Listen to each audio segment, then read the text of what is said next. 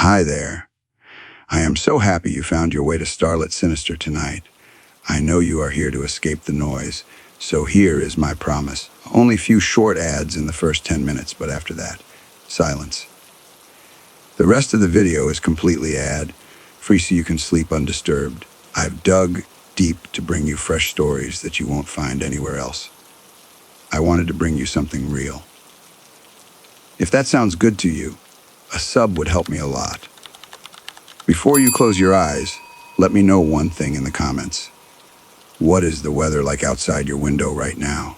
I love imagining where you all are listening from. Now, get comfortable. Let the dark in. Here is story number 1. I'm awake before the house is.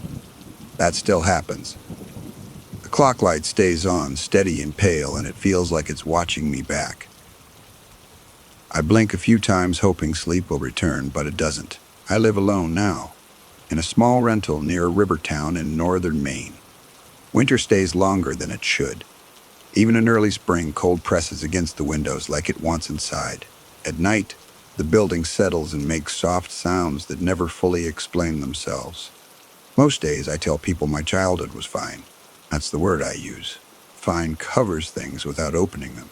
But when the room is quiet and the heat clicks off, my mind drifts back to the place I don't talk about. The house I grew up in sat at the edge of a paper mill town.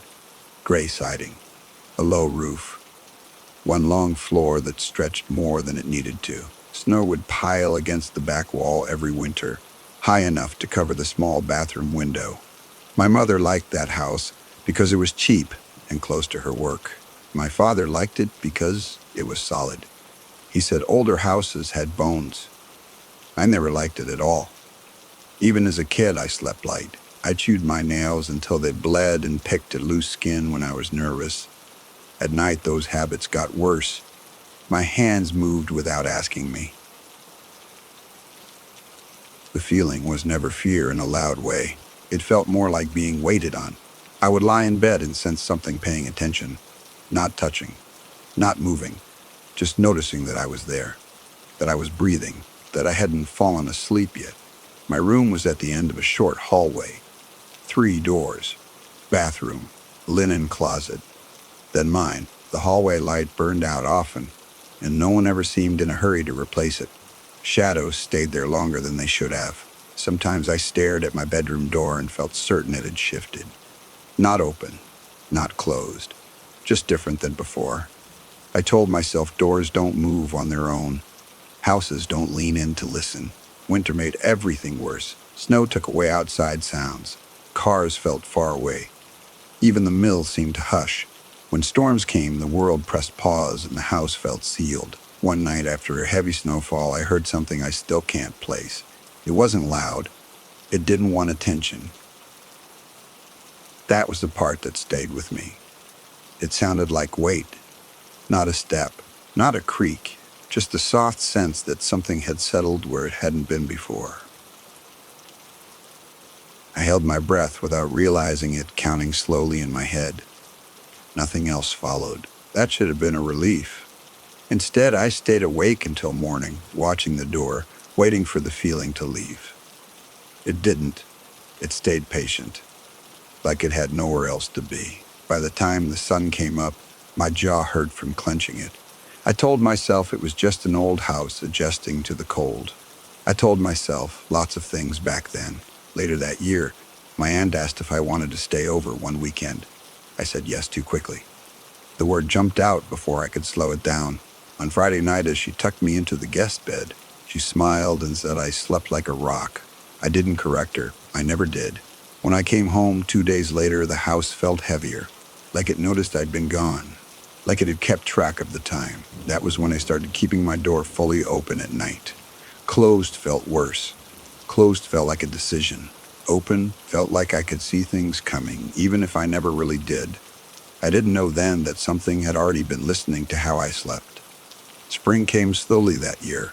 Snow melted into dark patches along the yard, and the house began to smell damp. Old wood holds moisture. It also holds other things, or at least that's how it felt. I started noticing small changes, not big enough to explain to anyone, just enough to make me pause in doorways and forget why I'd stood up. The hallway light would be off when I was sure I'd left it on. The bathroom fan would hum for a second after I flipped the switch down. Once I found my shoes turned the wrong way by the door, toe to heel, like someone had been curious. I asked my parents about it once, careful not to sound worried. My father shrugged and said, "Houses settle." My mother said I needed more sleep. Neither answer touched the feeling sitting behind my ribs. I stopped inviting friends over. Making excuses felt easier than explaining why laughter echoing down the hall felt wrong. Noise seemed to draw attention. At night I listened to the house instead. The tick of the heater.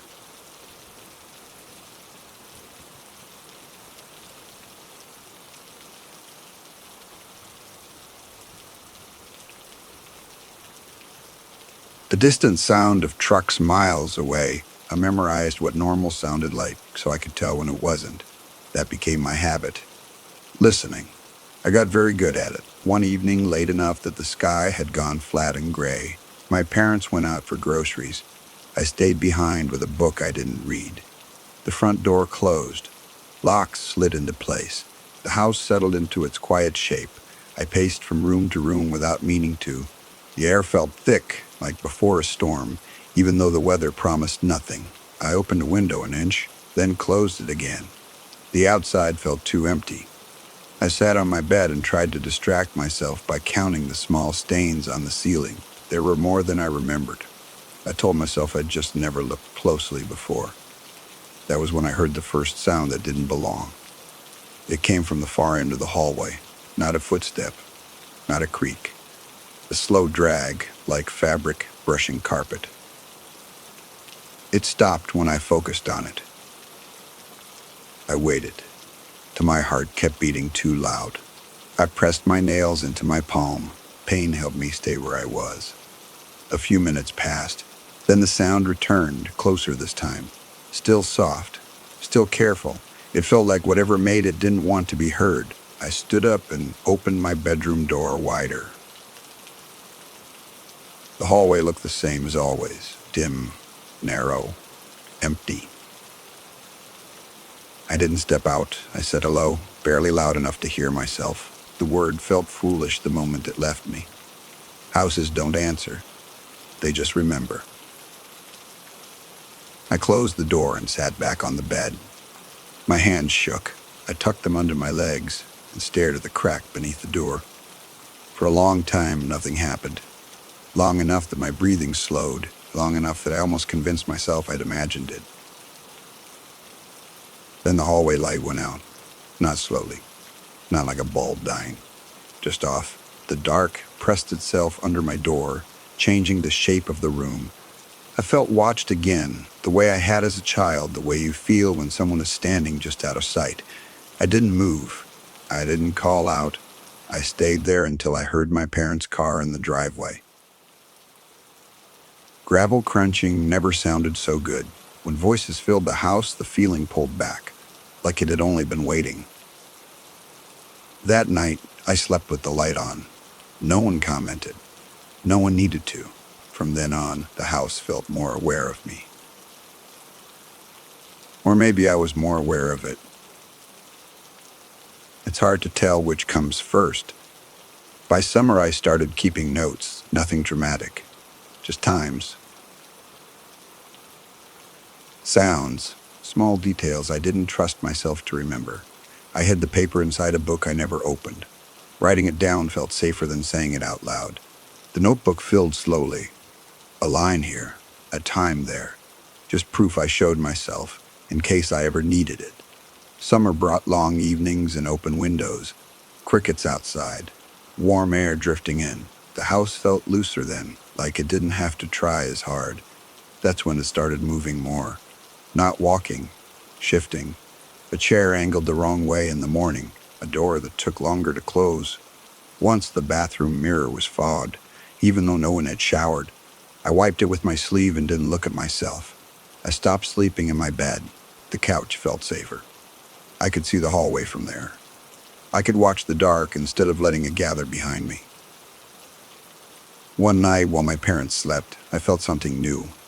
Not sound exactly.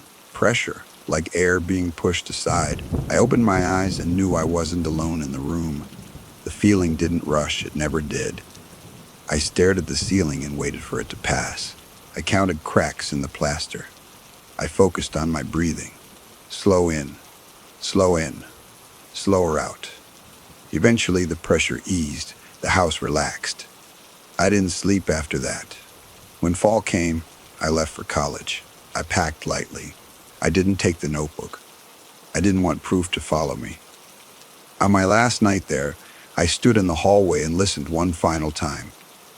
The house listened back. I live far away now.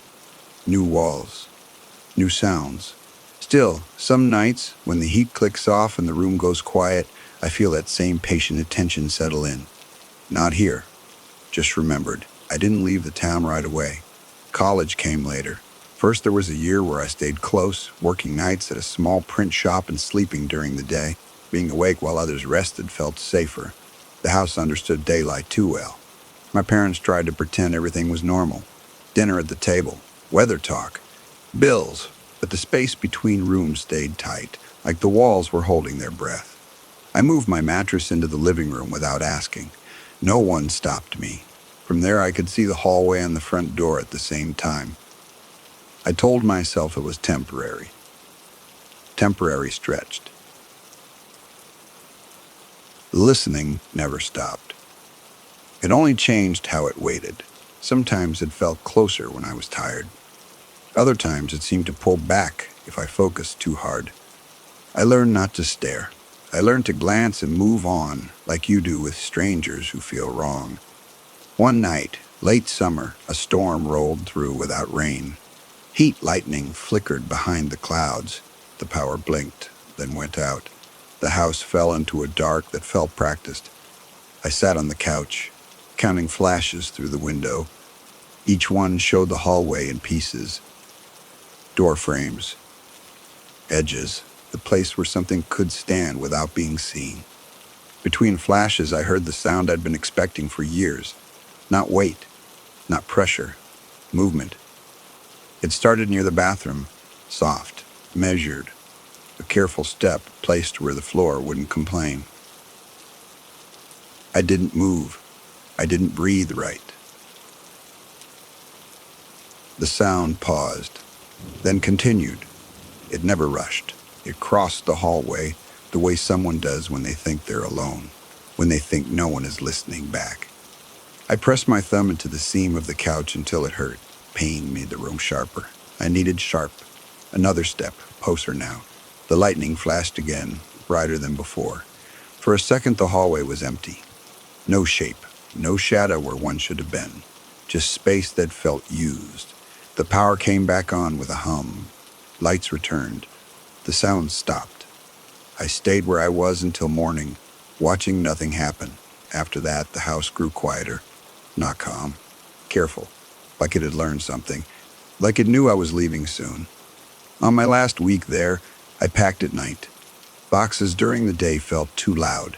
I wrapped my notebook in a towel and buried it at the bottom of a bag I wouldn't open for years. On the final evening, I stood in the hallway again. Same spot. Same dim light. I waited for the feeling to rise. It didn't. That scared me more than anything else ever had. Silence can change shape. I didn't know that until the last night. The house felt emptied out, but not in the way rooms do after boxes are gone. It felt watched from a distance, like something had stepped back to get a better view. I slept on the couch again, no blanket, just the cushion under my shoulder and the hallway in front of me. My eyes stayed open longer than they should have. Time stretched thin. Sometime after midnight, the temperature dropped, not enough to be weather, enough to notice. The air pressed low, heavy against my skin. I heard it then. Not footsteps this time. Breath, slow, careful, drawn in and let out like it was learning the room, like it hadn't done this in a while. I didn't look at the hallway. I watched the reflection in the dark TV screen instead. Reflections show you things sideways. That felt safer. The breathing didn't move closer. It didn't move away. Minutes passed, maybe more. My eyes burned, but I didn't blink. I counted breaths that weren't mine. 1, 2, 3, then it stopped. The quiet after felt wrong, too clean, like a room after someone leaves without saying goodbye. I sat up slowly, and my joints popped loud in the stillness. Nothing reacted. No sound answered back. I stood there a long time before I dared walk the hallway. Each step felt borrowed. The bathroom door stood open. The light inside was off. I didn't turn it on. At the end of the hall, my old bedroom waited. Empty now. No bed. No desk. Just marks on the carpet where furniture used to be. I stood in the doorway and felt the space pay attention. Something had learned me here, my habits, my pauses, the way I listened. Leaving didn't feel like escape. It felt like being released. I shut the door without closing it all the way. I didn't want to make a decision. Morning came without anything else happening. Sunlight filled the rooms like it was taking notes. When my parents woke up, I acted normal. I always did. We locked the door for the last time before noon. I didn't look back. Years passed. Life filled in the space where fear used to sit.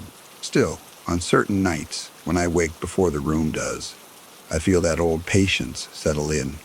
Not here, never here. Just close enough to remember. I don't dream about the house anymore. That's what I tell myself. Dreams are loud.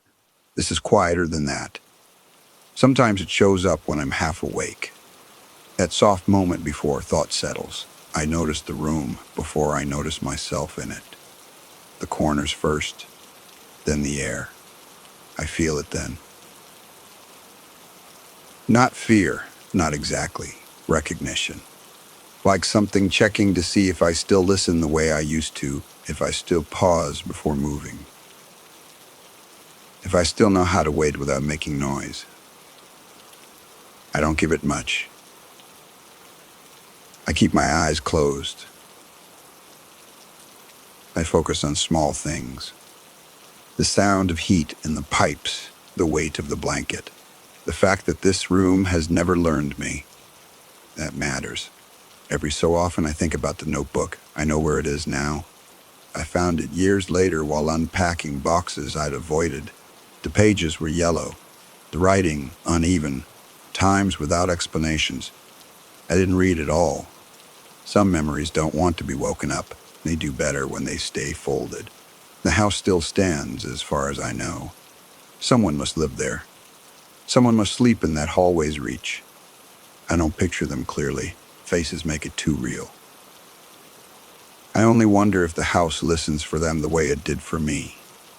If it waits to see how they sleep. I turn over when these thoughts come. I let them pass without holding on. Morning always arrives. It always has. Still, when I wake before the room does, I stay very still, just in case something familiar is listening back. Story number 2. Sleep doesn't come the same way it used to. Some nights, it drifts close and then stops, like it's unsure about me. I lie still and listen to the room, waiting for the feeling to pass. I'm 26 now and live in a narrow townhouse near the coast in Nova Scotia. The air smells like salt most evenings. Wind slips through the gaps around the windows and makes the walls speak softly. I tell myself those sounds are normal. There are things I'm not scared of. Storms don't bother me. Heights feel fine. Darkness is just absence. But there are objects I won't keep in my home. Not pictures. Not mirrors. Figures. Anything shaped too carefully like a person makes my chest tighten. It doesn't matter what it's made of. Cloth, wood, ceramic. If it has eyes meant to look back, I can't stay in the room long. People laugh when I explain it. They say everyone has a strange fear. I let them think that. It's easier than explaining how early it started. Before memory, really. My mother says I was a calm baby. Quiet, alert. I watched things longer than other kids did. When she left the room, I didn't cry right away. I waited. That waiting followed me into childhood. We spent a lot of time at my great aunt's place when I was small. She lived alone in a town where winters lasted too long and summers felt thin. Her house was tall and narrow, with rooms that felt stacked instead of spread out. The front room stayed dim even in daylight. Heavy curtains, furniture no one used. The air always felt cooler there. I was told not to touch most things, so I paid attention instead. There was one corner of the house I liked more than the others. A small sitting area near the stairs. Nothing special about it except for what stood on the shelf beside the lamp. It wasn't large, it didn't move, but it was always facing the room. I don't remember asking about it. I just remember knowing it belonged there, the way clocks do, the way doors do. When adults talked, I would sit on the rug and play quietly, feeling watched without feeling afraid. That part came later. At the time, it felt familiar, like someone keeping count. I didn't have words for it then. I only knew I didn't like when the shelf was empty. Once, after it had been taken down to dust, I cried until it was put back. My great aunt smiled and said I was sensitive. She said I noticed things. As I grew older, the feeling shifted. It stopped being gentle. It became heavier, like a hand resting too long on your shoulder. I began to notice where my eyes went on their own. They would land on that shelf before anything else. Even when the room was full of people, my attention drifted there, checking without meaning to. The figure never changed, not the way things usually do. Dust gathered on the lamp. The curtains faded.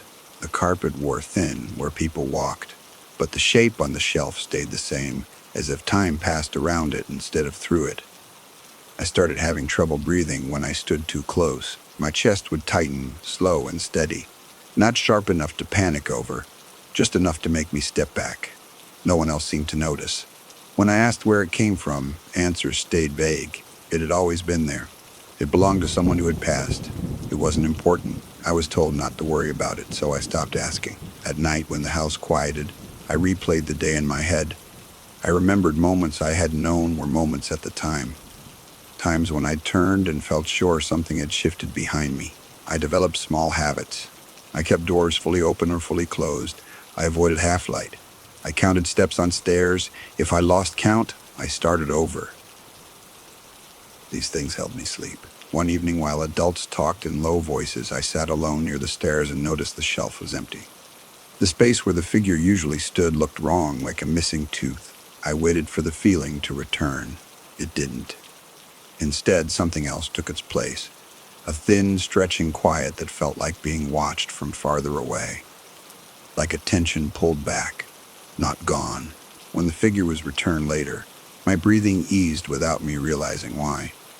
I hated that about myself. I hated needing it there. That was the first time I understood something was wrong. I didn't tell anyone. I didn't have the words. I just learned to stay a certain distance away and never touch it myself. The year I turned 12, the house was sold. Furniture went. Boxes stacked. The shelf was cleared for good. I told myself that would fix everything. It didn't. After the move, the fear didn't fade. It followed in pieces, small enough to ignore if I tried. I noticed it in other places first. A shop window, a neighbor's house. Anywhere something shaped like a person stood still for too long. My breath would shorten before my thoughts caught up. I stopped going into antique stores. I learned which friends' houses to avoid. I laughed it off when people asked. I said it was just a phase from childhood. But phases end. This didn't. By the time I was a teenager, I couldn't watch certain movies. Not because they were scary, but because of what they lingered on. The stillness, the waiting, the way eyes were made to look alive without ever blinking. I had dreams then, not nightmares, just quiet scenes that left me unsettled when I woke. A room, a shelf, the sense that something had been placed carefully and left to observe. I always woke before anything happened. One afternoon, helping my mother sort through old photos, I felt that familiar tightening in my chest. She hadn't said anything yet. I hadn't seen the picture clearly. But my body knew. I leaned closer and felt the room tilt. The woman in the photograph looked gentle. Her smile was small, her eyes pale and steady. her posture careful, like she was used to being watched herself. The dress she wore caught my attention more than her face. The pattern, the color, the way it sat on her shoulders. I pulled back, dizzy. Something in me shifted. That night, lying in bed, I understood what the fear had been growing toward all those years. It wasn't about being hurt. It was about being recognized. Whatever had watched me then had known who I was, had waited without needing to move, had stayed still long enough for me to grow into understanding it. Sleep didn't come easily after that. It still doesn't. I don't keep figures at my home. I don't allow gifts shaped like people. I teach my child to leave certain things alone without explaining why. Some presences don't need bodies. Some memories don't stay where you leave them. And some fears aren't learned. They're remembered. I thought distance would thin the feeling. Time usually does that. It dulls edges. It quiets things. Becoming an adult didn't erase it. It only taught it where to wait. I moved twice in 3 years. Different streets, different views from the windows. Each place felt clean in the way new notebooks do. Untouched, unaware of me. That mattered. When my daughter was born, the fear shifted shape, stopped circling me and leaned outward instead. I noticed how often I checked rooms before setting her down, how I kept her crib clear of anything with a face. People gave us gifts, plush animals, storybooks. I sorted through them carefully. Anything too still went into a box I didn't open again. I told myself this was normal. New parents worry, new parents hover. Still, there were moments that felt older than motherhood, like when afternoon sunlight hit the living room just right, and I caught myself standing between my daughter and the shelf, without knowing why. Like my body remembered a rule my mind hadn't learned yet. I stopped visiting certain stores. I stopped scrolling past certain pictures. Algorithms learn quickly, but fear learns faster. One evening while folding laundry, I found something I didn't remember keeping. A small framed photo, slipped between towels. Black and white, soft at the edges. I didn't touch it right away. The woman's eyes were calm, not warm, not cold, just steady. The kind of look that doesn't rush you. I set the frame face down in a drawer and closed it gently. I didn't tell myself why. I didn't need to. That night, sleep took longer. The house made its usual sounds, but something underneath them felt tuned in. Not closer, just aware. I stayed still until morning. Motherhood teaches you to listen in a new way. Not for danger exactly, for change. I learned the sound of my daughter's breathing in sleep. The way it softened when she was safe. The way it hitched when something pulled her out of a dream. I learned the small noises of the house too, so I could tell when one didn't belong. Most nights were quiet enough to trust. Then there were nights when I felt that old patience return. Not as fear, as awareness. Like something noticing a routine had begun. It showed itself in small things. A toy turned slightly on the rug. A book placed closer to the edge of the table than I remembered. Nothing that could be proven. Just enough to make me pause. I checked the locks more than once. I told myself that was normal. Parents do that. One evening after bath time, my daughter stood very still in the doorway of her room. She wasn't crying. She wasn't calling for me. She was just looking. I asked what she was doing, keeping my voice light. She didn't answer right away. Her head tilted a little like she was listening to something behind the wall. She said the lady liked it when she was quiet. The room felt smaller then, not darker, closer. I didn't ask questions. I lifted my daughter and carried her into the living room. I stayed there until she fell asleep against my chest, warm and heavy and real.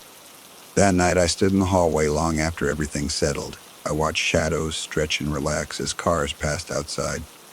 I told myself houses remember families. That didn't mean anything was still here. Still, I didn't turn off the light. In the morning, I packed away more things. Not toys, not clothes. Objects that felt like they wanted to be seen. I placed them in boxes and taped them shut without labeling them. Some things don't need names. The house settled into a pattern after that. Days passed without anything new, which felt like a kind of watching all its own. I kept the room simple. Clear shelves, soft light, nothing that asked to be looked at for too long. When my daughter played, I stayed nearby without hovering, listening more than I spoke. Sometimes she hummed to herself. Sometimes she paused mid-song like she was waiting for a response. I pretended not to notice. Pretending can be a skill if you practice it enough. At night, I checked on her before bed. I stood in the doorway and watched her breathe. The room felt calm, empty in the right way. I didn't step inside until the feeling passed. One evening, I found the drawer open where I'd placed the photo. The frame was still face down. Nothing else was disturbed. It could have been me. It probably was. I closed it again and washed my hands longer than necessary. Weeks went by, then months. The attention thinned, like fog burning off after sunrise. I stopped standing between my daughter and the shelves. I slept longer. I laughed without thinking about it. Still, some habits stayed. I never leave figures out overnight. I never let anything face the door. When my daughter asks why, I tell her some things, like to watch. I say it gently. I say it like a rule about traffic or hot stoves. She nods and accepts it the way children do.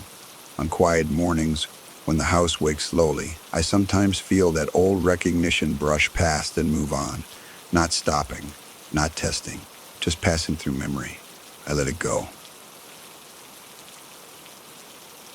Story number 3. I remember the quiet first. Not the peaceful kind. The kind that feels placed there on purpose. That summer, the days stayed bright too long, and the nights never cooled. Even after the sun slipped behind the hills, the air held its warmth. I lay awake with the window cracked, listening for something to move. I was 24 then, keeping notes for a small land office outside of town most people passed without stopping. It wasn't reporting. I didn't publish anything. I logged what I saw for internal records only, weather changes, trail conditions, unusual activity. I liked that distance. Most mornings started the same.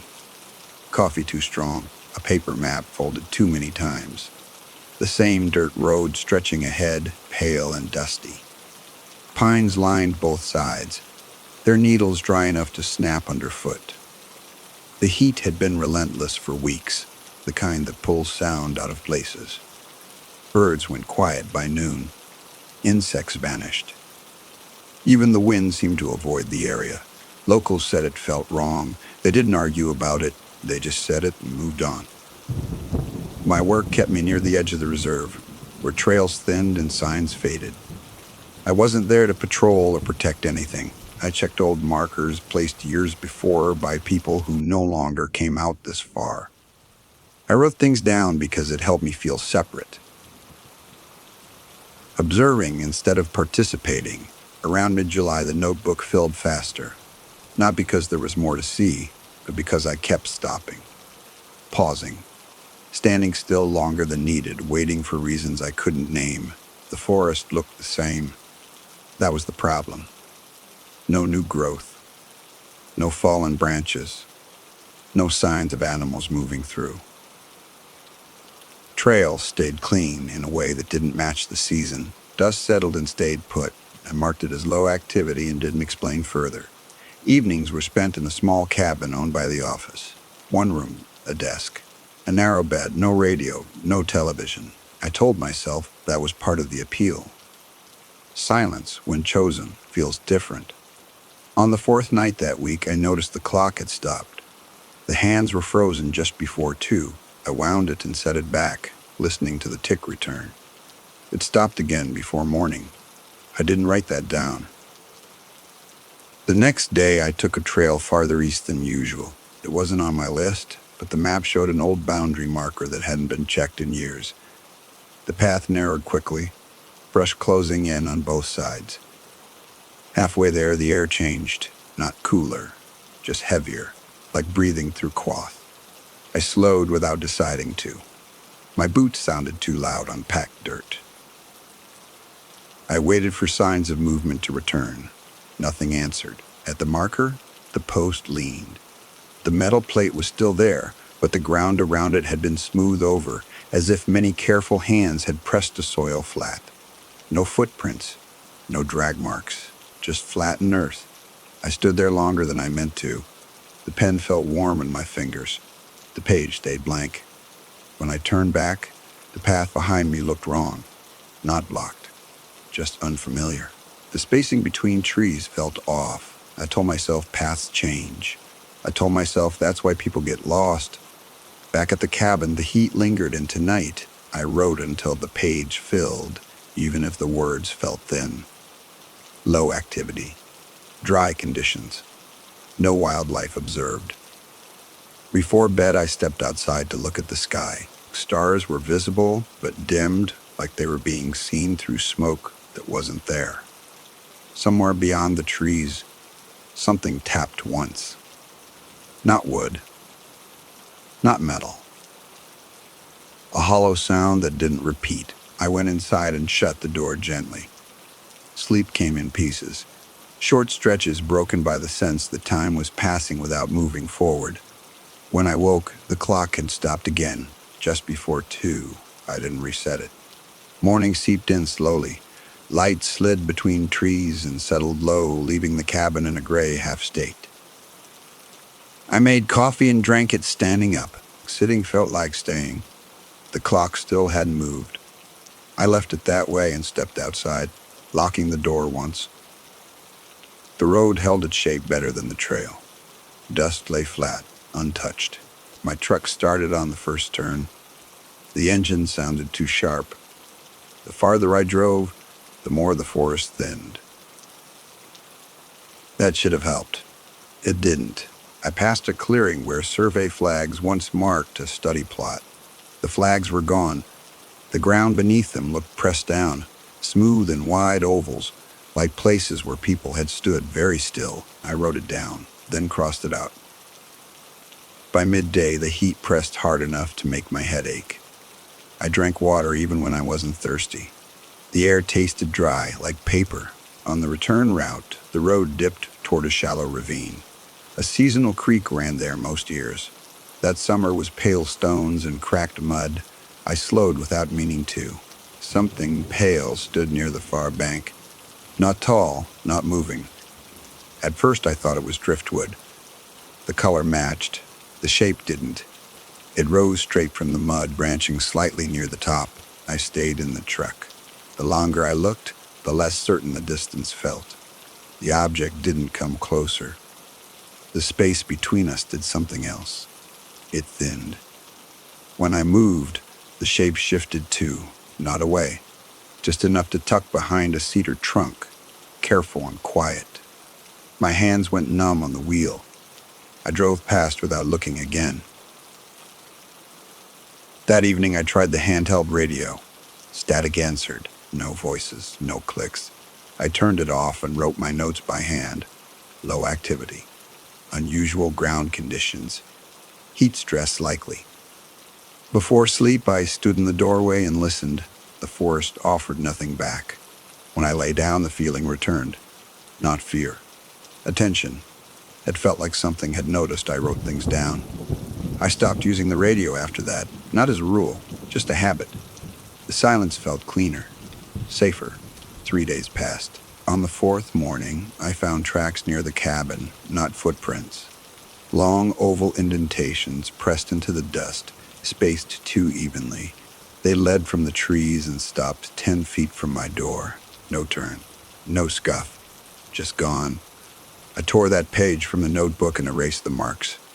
Later, I drove farther south, closer to managed land. Younger trees, planted rows. I relaxed without realizing it. That's when I heard the sound. Not from outside, from inside the truck. The radio crackled once. I hadn't turned it on. I kept my eyes on the road. The crackle came again, followed by a low hum that didn't belong to any channel. Then a voice slid through. Too careful, like it was copying the idea of a person. I shut the radio off. The hum continued. I pulled over and killed the engine. When everything went still, the sound stopped too. That night, I packed without deciding to leave. Food, notes, close. I told myself it was temporary. Before locking the cabin, I checked the ground again. The dust near the door was smooth, untouched. As I drove away, the forest closed in behind me the way it always had. Nothing followed. That should have been the end. But as the road widened and the air thinned, something settled back into place, not in the woods, in me. I left the forest behind, but the quiet followed. Not close, just near enough to feel. I drove until the trees thinned and the road widened, telling myself the heat and dust would stay where I left them. The air cooled as elevation dropped, but my body didn't relax. My shoulders stayed tight, like they were still waiting for something to notice I'd moved. That first night, I stayed in a small room above a closed diner. The mattress smelled like old soap. The ceiling fan clicked once every turn. I lay awake, counting sounds I could explain. Sleep came in short pieces. Each time I woke, I felt sure I'd missed something. In the morning, the clock on my phone showed the same time twice before correcting itself. I stared at it longer than I should have, then turned it face down. I tried to act normal. Groceries, fuel, small talk with people who didn't know me. It helped to be unseen. By afternoon, the heat followed me into town. It pressed between buildings and settled in alleys. Even here, birds were quiet. I noticed that without wanting to. I avoided the radio. That choice felt important. When evening came, I walked instead of driving. Streets felt safer than roads. Windows were lit. Voices drifted out of open doors and faded again. Normal sounds, placed where they belonged. Still, every so often, I felt that same attention brush past. Not close, not far, just enough to remind me it knew I was still listening. I didn't go back toward the reserve. I told myself that mattered. Days passed without anything clear happening. That was almost worse. I stayed busy on purpose. Paperwork, errands, small tasks that ended cleanly. When something finished, I crossed it off. Edges helped. At night, the quiet changed. Not deep like the forest. Thin, leaky. Sound slipped through walls and didn't belong to anyone. A chair scraped in an empty unit. Water ran where it shouldn't have. I told myself old buildings do that. On the third night, I heard my name spoken from the street below. Not shouted, not called. Just said like it belonged to a sentence I hadn't heard the rest of. I stood by the window without turning on the light. The street was empty. The sound didn't repeat. Sleep came after that, heavy and dreamless. When I woke, my mouth tasted like metal. I tried the radio the next morning, just to see. I turned it on low while the truck idled. Static filled the cab, steady and harmless. No voices, no hum. I turned it off again. By the end of the week, the town felt smaller. Familiar in a way I didn't like. I started taking longer walks, letting my feet choose turns before my thoughts did. That's how I ended up near the old rail line. Tracks half buried in gravel. Trees growing too close. The air there felt thicker, like it had been waiting. I stopped walking. Something pale marked the edge of the clearing. Not standing, not lying down, just present. I didn't look long. I didn't need to. I turned around and walked back the way I'd come, heart steady in a way that scared me more than panic ever had. After that, I avoided that side of town without naming it as a rule. My body decided first. The quiet stayed, but it thinned. Not gone, just stretched. Like something that knew I wasn't ready yet. One night, the ceiling fan stopped clicking. I lay there waiting for the sound to return. It didn't. The silence felt shaped, deliberate. I thought about the woods then. About how stillness there wasn't empty. It was occupied. I rolled onto my side and closed my eyes. I focused on the weight of the mattress, the wall at my back, the locked door. Ordinary things.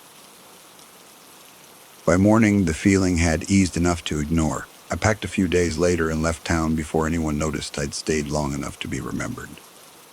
I didn't say goodbye. I didn't look back. Some places don't like that. Now, when nights go quiet, I don't fight it.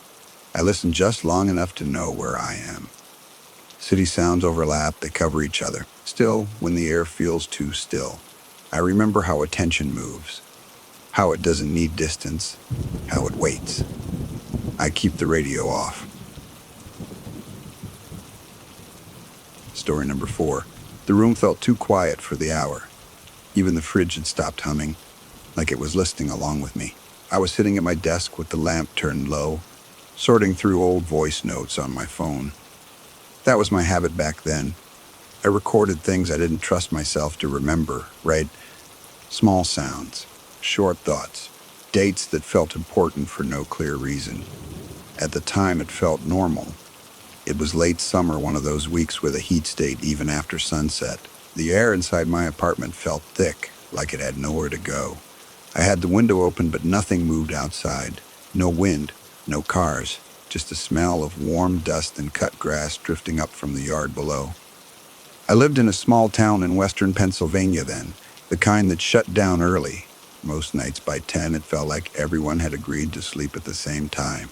I worked evenings at a local print shop. Nothing special, just long hours staring at machines and checking orders twice. Because I hated mistakes. I always came home wired and tired at once. That night, I wasn't tired yet.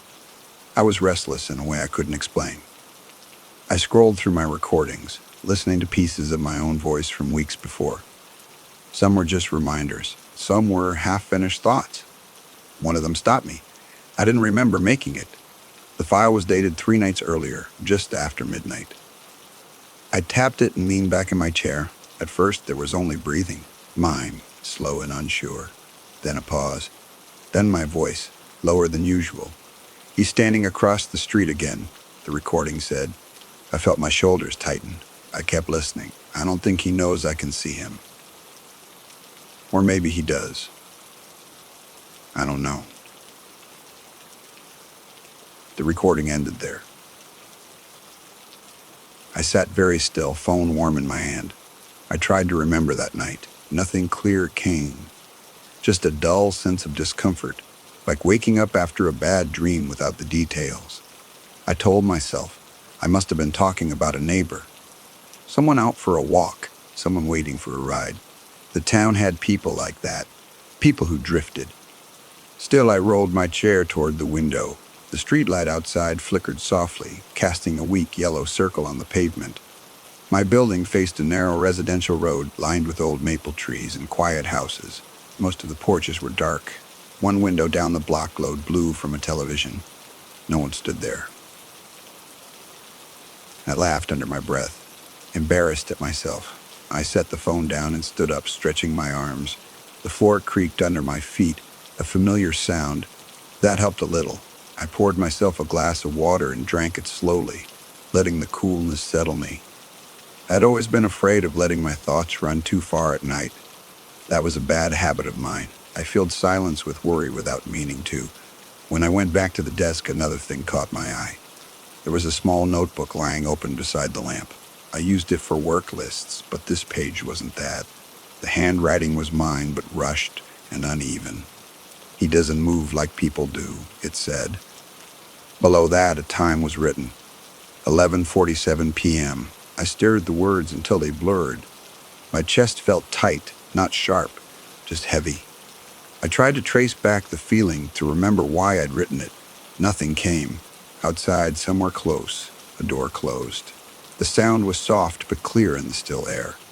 Footsteps followed, slow and spaced out, moving along the sidewalk. I stepped closer to the window again, careful not to cast my shadow too clearly on the glass. A man was standing under the streetlight. He wasn't right beneath it, but just at the edge, where the light thinned out.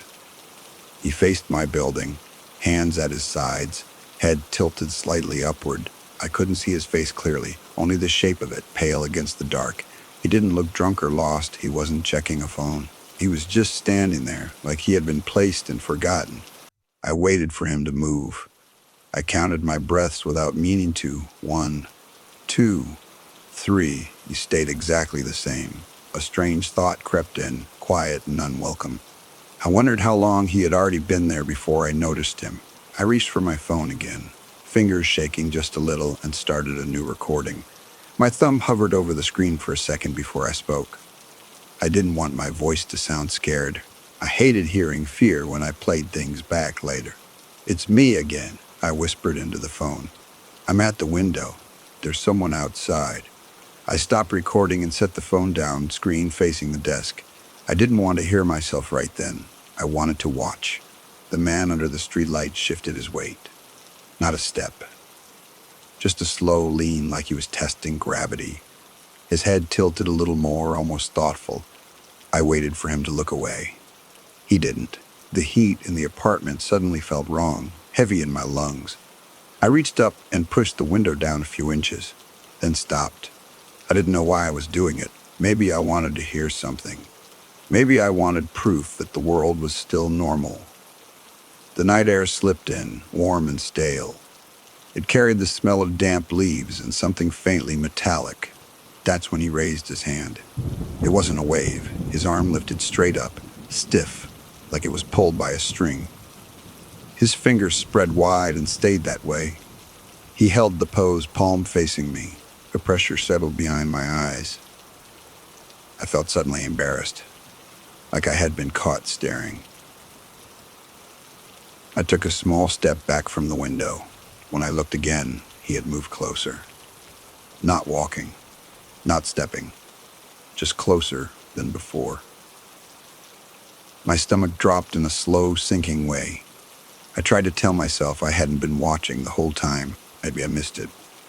Maybe he walked while I blinked. But I hadn't blinked. I backed away until the backs of my legs hit the chair. I sat down without taking my eyes off him. From this angle, the window frame cut his body in half. I could only see his upper chest, his shoulders, his head. His face was clearer now. He looked young, maybe late 20s, clean, ordinary. His expression was blank in a way that felt unfinished, like someone pausing between thoughts. His mouth hung slightly open, then closed again. He tried to smile. It came late, like he remembered it after the fact. His lips pulled back slowly, then stopped. The smile stayed too long. It didn't fit the rest of his face. I looked away first. That was my mistake. When I glanced back, he was standing directly below my window. I couldn't see his feet anymore. Just the top half of his body, angled too close to the building. His head leaned back so far I wondered if his neck hurt. His eyes were fixed on the dark space behind me, not the glass, like he expected me to step forward again. My hands were shaking openly now. I pressed them flat on my thighs to steady them. A thought crossed my mind, quiet but sharp. I wondered if he had knocked before. I wondered if that was the door sound I heard earlier. A soft tap came from the glass. Not a knock, just a touch. My breath caught halfway in. I watched his hand rise slowly, fingers loose now, almost curious. His knuckles brushed the window once more. Tap, tap. He seemed to be testing how much pressure it took. I stood up too fast, the chair scraping loudly across the floor. The sound echoed in the small room. I didn't care. I needed space between us, even if it was only imagined. "I can see you," I said, louder than I meant to. My voice sounded thin. He reacted to that. His eyebrows lifted slightly, like I'd said something interesting. His mouth moved, shaping a word, then stopping. He tried again. "I know," he said. The sound didn't come through the glass, but I knew what he said. The shape of it landed in my head before I could question it. My phone vibrated on the desk. I looked down without thinking. A notification blinked on the screen. A new audio file. Recording in progress. I hadn't pressed anything. I slowly turned back toward the window. He had lowered his hand. His smile was gone. In its place was something like focus, like relief. Behind him, at the end of the streetlight flickered and went out, leaving only the dim glow from my apartment spilling onto his face. He leaned closer to the glass, so close I could see the faint lines around his eyes. "I was waiting," he said. The words landed inside the room this time, soft and clear, like he was standing right beside me. I don't remember crossing the room, but suddenly my back was against the far wall. The lamp cast a long shadow across the floor, stretched thin and shaking. My heart wasn't racing. It felt slow, heavy, like it was choosing each beat carefully. Waiting for what? I asked. My voice barely worked. It came out wrong, like I hadn't used it in a while. He blinked then, just once. The movement looked practiced. For you to notice, he said. Outside, a dog barked somewhere far off, then stopped just as suddenly. The quiet that followed felt deeper, pressed flat against everything. Even the air seemed to pause. He lifted his hand again, but this time he didn't touch the glass. He held it there, inches away, studying it like he was checking the distance. You don't sleep much, he said. That helps. I shook my head without thinking. You're wrong. His eyes drifted past me into the room. I felt exposed in a way I couldn't explain, like drawers had been opened without my knowing. You sit awake, he continued. You listen. You record things. You forget. Then you remember again. My throat tightened. I thought of the notebook, the voice notes, the gaps I couldn't fill. I don't know you, I said. At the time, it felt important to say that, like names still meant something. He tilted his head, considering me. Not yet. Something shifted behind him. The darkness along the street seemed to thicken, swallowing the edges of houses and trees. The broken streetlight flickered back on for a second, then dimmed to a weak glow. I don't like being seen wrong, he said. I'm trying. A sound came from my phone again. A soft click. Recording stopped. I looked down for half a second. When I looked back up, the street was empty. No footsteps. No fading shape. Just the light buzzing quietly and the space where he had been. I stood there for a long time, long enough for my legs to ache, long enough for the fear to dull into something quieter, heavier. Eventually, I locked the window. Then I locked the door. Then I sat on the floor with my back against the couch, watching the dark corners of the room shift as the night moved on. I didn't sleep. Just before dawn, when the sky started to pale, I checked my phone again. There was a new audio file saved. No title, just a timestamp. I didn't play it. I still haven't. Sometimes when I lie awake and the room feels too still, I think about how patient he sounded. About the way he said he was waiting, like time didn't matter to him at all. And I wonder if noticing was the only thing he needed from me. Morning didn't fix anything. It just made the room look ordinary again, which felt worse. I went to work on no sleep, hands steady only because I kept them busy. Paper, ink, the slow thump of machines. I nodded at people and answered questions like I always did. Nobody noticed anything wrong, and that scared me more than if they had. By late afternoon, I caught myself recording again. Short clips. The sound of the press starting, my own breathing in the break room. I told myself it was habit, nothing else. At the time, it felt normal. When I got home, the apartment smelled the same as it always had. Warm air, dust, that faint, stale metal note I couldn't place. I checked the window before I set my bag down. The street was empty. I didn't play the audio file. I avoided the notebook, too. That night, sleep came in pieces. Every time I drifted off, I woke with the feeling that someone had just stopped talking. I lay there listening to the house settle, counting the clicks and pops in the walls like they were signals meant for me. Sometime after midnight, my phone vibrated. No sound, just the soft buzz against the mattress. There was a new recording saved. No title, no length listed. As if time hadn't touched it yet. I sat up slowly. My heart felt calm in a way that didn't match what I was doing. I told myself I could delete it. I told myself I didn't have to know. Instead, I put in one earbud and pressed play. At first, there was nothing, then the faint sound of a room, not mine. A hum, low and steady. breathing that wasn't sync with my own. Then his voice. "It's quieter when you're not looking," he said. I pulled the earbud out so fast it hurt. The phone slipped from my hand and landed on the bed, screen still lit. The recording kept going, the thin speaker filling the room with sound. "I practiced," he continued. "Like you said." I hadn't said anything, I was sure of that. I grabbed the phone and shut it off, fingers clumsy.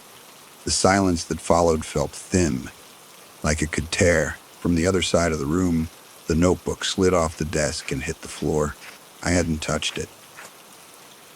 I sat there, breathing shallow, staring at the dark corner where it had landed. The lamp was still off. I didn't turn it on. I didn't want to give anything a clearer shape.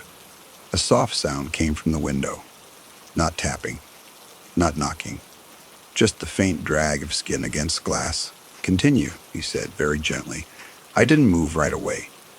My body felt heavy, like it had decided to stay where it was no matter what I wanted. The sound at the window didn't repeat. That was almost worse. It left too much room for guessing. I focused on small things instead. The way the bedsheet twisted around my ankle, the quiet tick from the kitchen clock, proof that time was still moving. "I'm not recording," I said into the room. The words felt thin once they were out. I wasn't sure who they were for. Something shifted outside. A shadow crossed the edge of the window, slow and careful, like it didn't want to scare me away. I could tell he was standing close again, close enough to listen. "That's okay," he said. "You remember without it." I pressed my palms into the mattress and stood. My legs shook, but they held. I took one step toward the lamp, then stopped. Light felt like a mistake. Light made things real. "I don't want this," I said. There was a pause, a long one. I wondered if I had finally said the right thing. "I know," he replied. "Neither did I." The notebook lay open on the floor now. I didn't remember opening it. Pages fluttered slightly, stirred by the weak air coming through the cracked window. I could see new writing in the margins. Tight, careful. Practice notes. My chest ached. Not fear exactly. Something closer to pity, and that frightened me more than anything else. "You're doing it again," I said. "You're trying to sound right." "I'm listening," he said. "You taught me that part." I shook my head. "I don't know how." "You stay awake," he answered. "You notice things people skip." Outside, the streetlight hummed. I glanced at it through the glass. Its glow felt weaker than before, stretched thin. "I don't want you here," I whispered. Another pause. This one felt uncertain. "I don't know where else to go," he said. The words landed softly, almost careful. I hated how close they felt to something human. I stepped closer to the window without meaning to.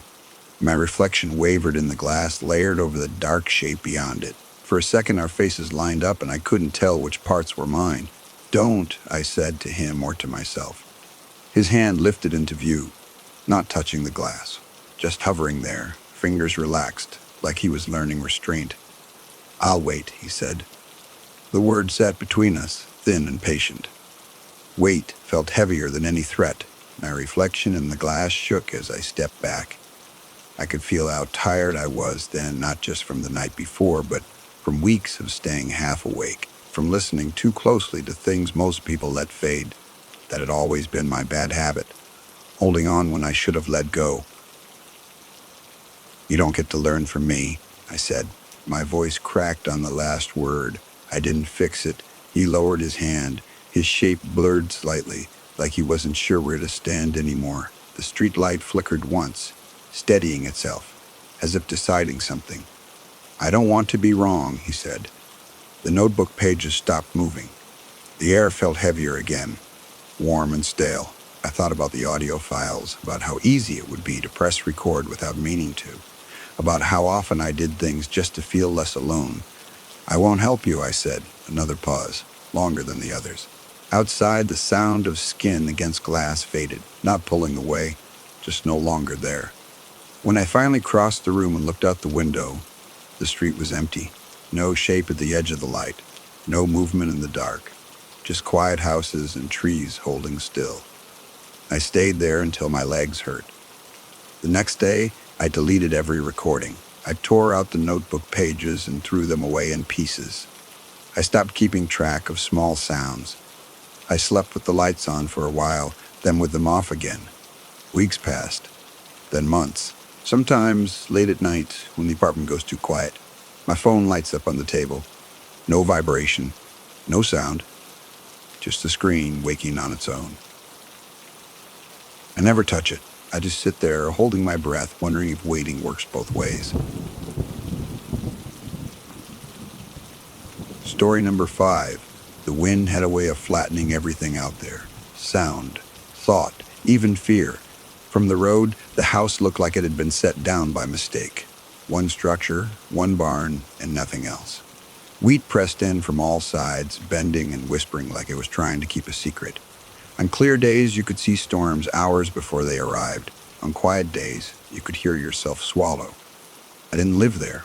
I lived close enough to notice things. Back then, I helped my uncle with fence repairs and odd jobs on nearby farms. I was 16 that fall, old enough to drive the truck slow and careful, young enough to still listen more than I spoke. The farmhouse belonged to a family everyone knew by name, but not by habit. They kept to themselves. It was late October, the kind of cold that didn't bite yet, just lingered. The wheat had already been cut, leaving behind short, stiff stalks that scratched at your boots. The sky stayed low most days, pale and tired. I first noticed something was wrong because of the lights. The farmhouse lights didn't go out anymore. Normally, by 10, the place went dark. Maybe one lamp in a back room. That was it. But that week, every window glowed late into the night. Kitchen, living room, upstairs bedrooms, even the small window near the ground that marked the cellar. I mentioned it once in passing while handing tools back to my uncle. "They're probably busy," he said, "or worried about winter." That answer fit. At the time, it felt normal. A few nights later, I drove past again. Same lights, same stillness. No truck in the drive, no movement on the porch, just brightness, sitting inside the house like it didn't know how to leave. I slowed without meaning to.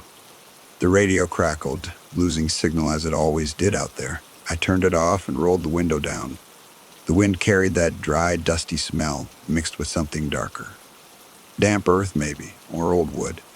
The house made no sound at all. That was the part that stuck with me. Not silence.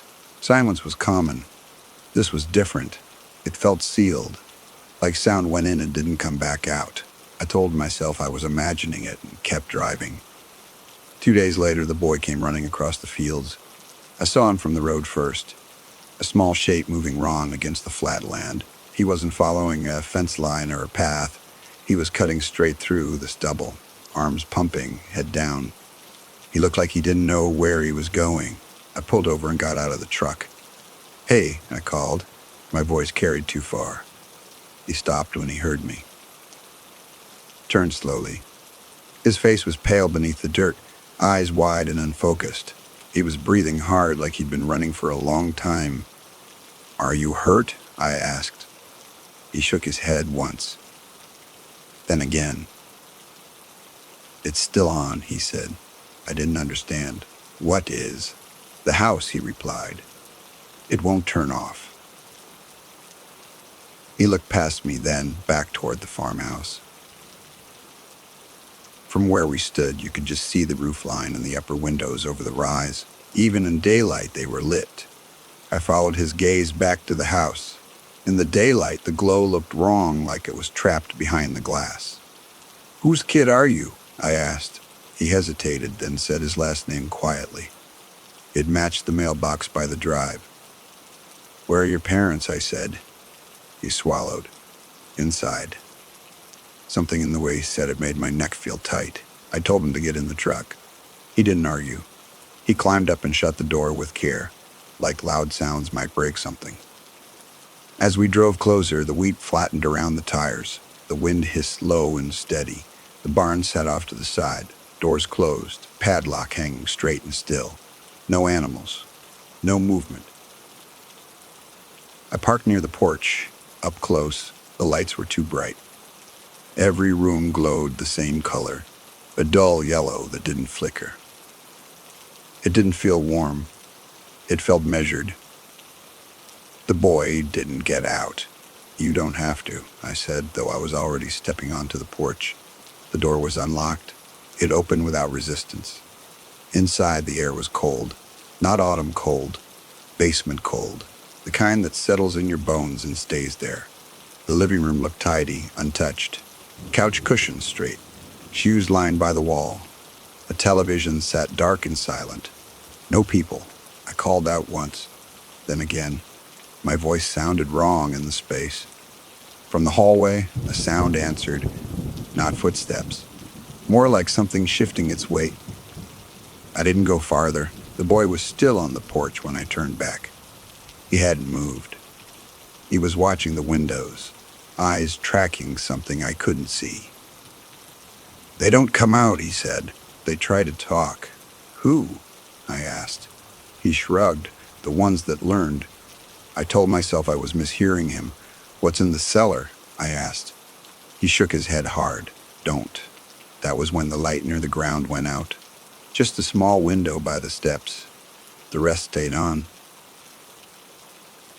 The porch boards creaked behind me. I turned. A man stood in the doorway. Tall. Thin. His face looked right at first glance. Eyes where eyes should be. Mouth closed. Calm. He held his hands together like he was waiting. Can we help you? He asked. The words were fine. The timing wasn't. The boy backed away until he hit the truck.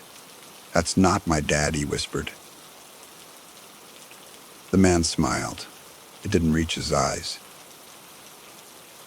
We're all home, he said. You can come inside now. The cellar window went dark again. I took a step back.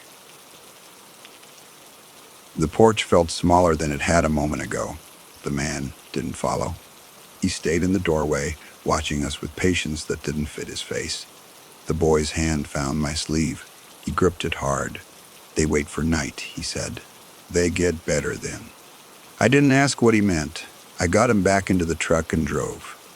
I didn't check the mirrors until the house dropped behind the rise. When I finally did, the lights were still on, bright against the flat land. Even in the distance, they didn't fade.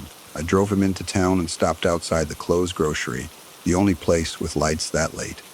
I gave him my jacket and told him to sit on the curb where I could see him. He kept looking back the way we came. Does it copy voices? I asked. He nodded. It tries. That was all he said. After that, he wouldn't answer anything. He just watched the road and counted trucks that didn't come. I called the sheriff from the payphone by the ice machine. When I explained it, my words sounded thin. Lights on, parents missing, a boy scared. The man on the other end paused, then said he'd send someone when he could. We waited. The wind shifted. Dust slid across the pavement in low waves. The boy leaned into my jacket and went very still. Headlights finally appeared, slow and careful. The deputy took the boy's name and nodded like he already knew it. He told me I could go. I didn't leave right away. From the edge of town, you could see the rise where the farmhouse sat. Even from there, the glow showed, faint but steady.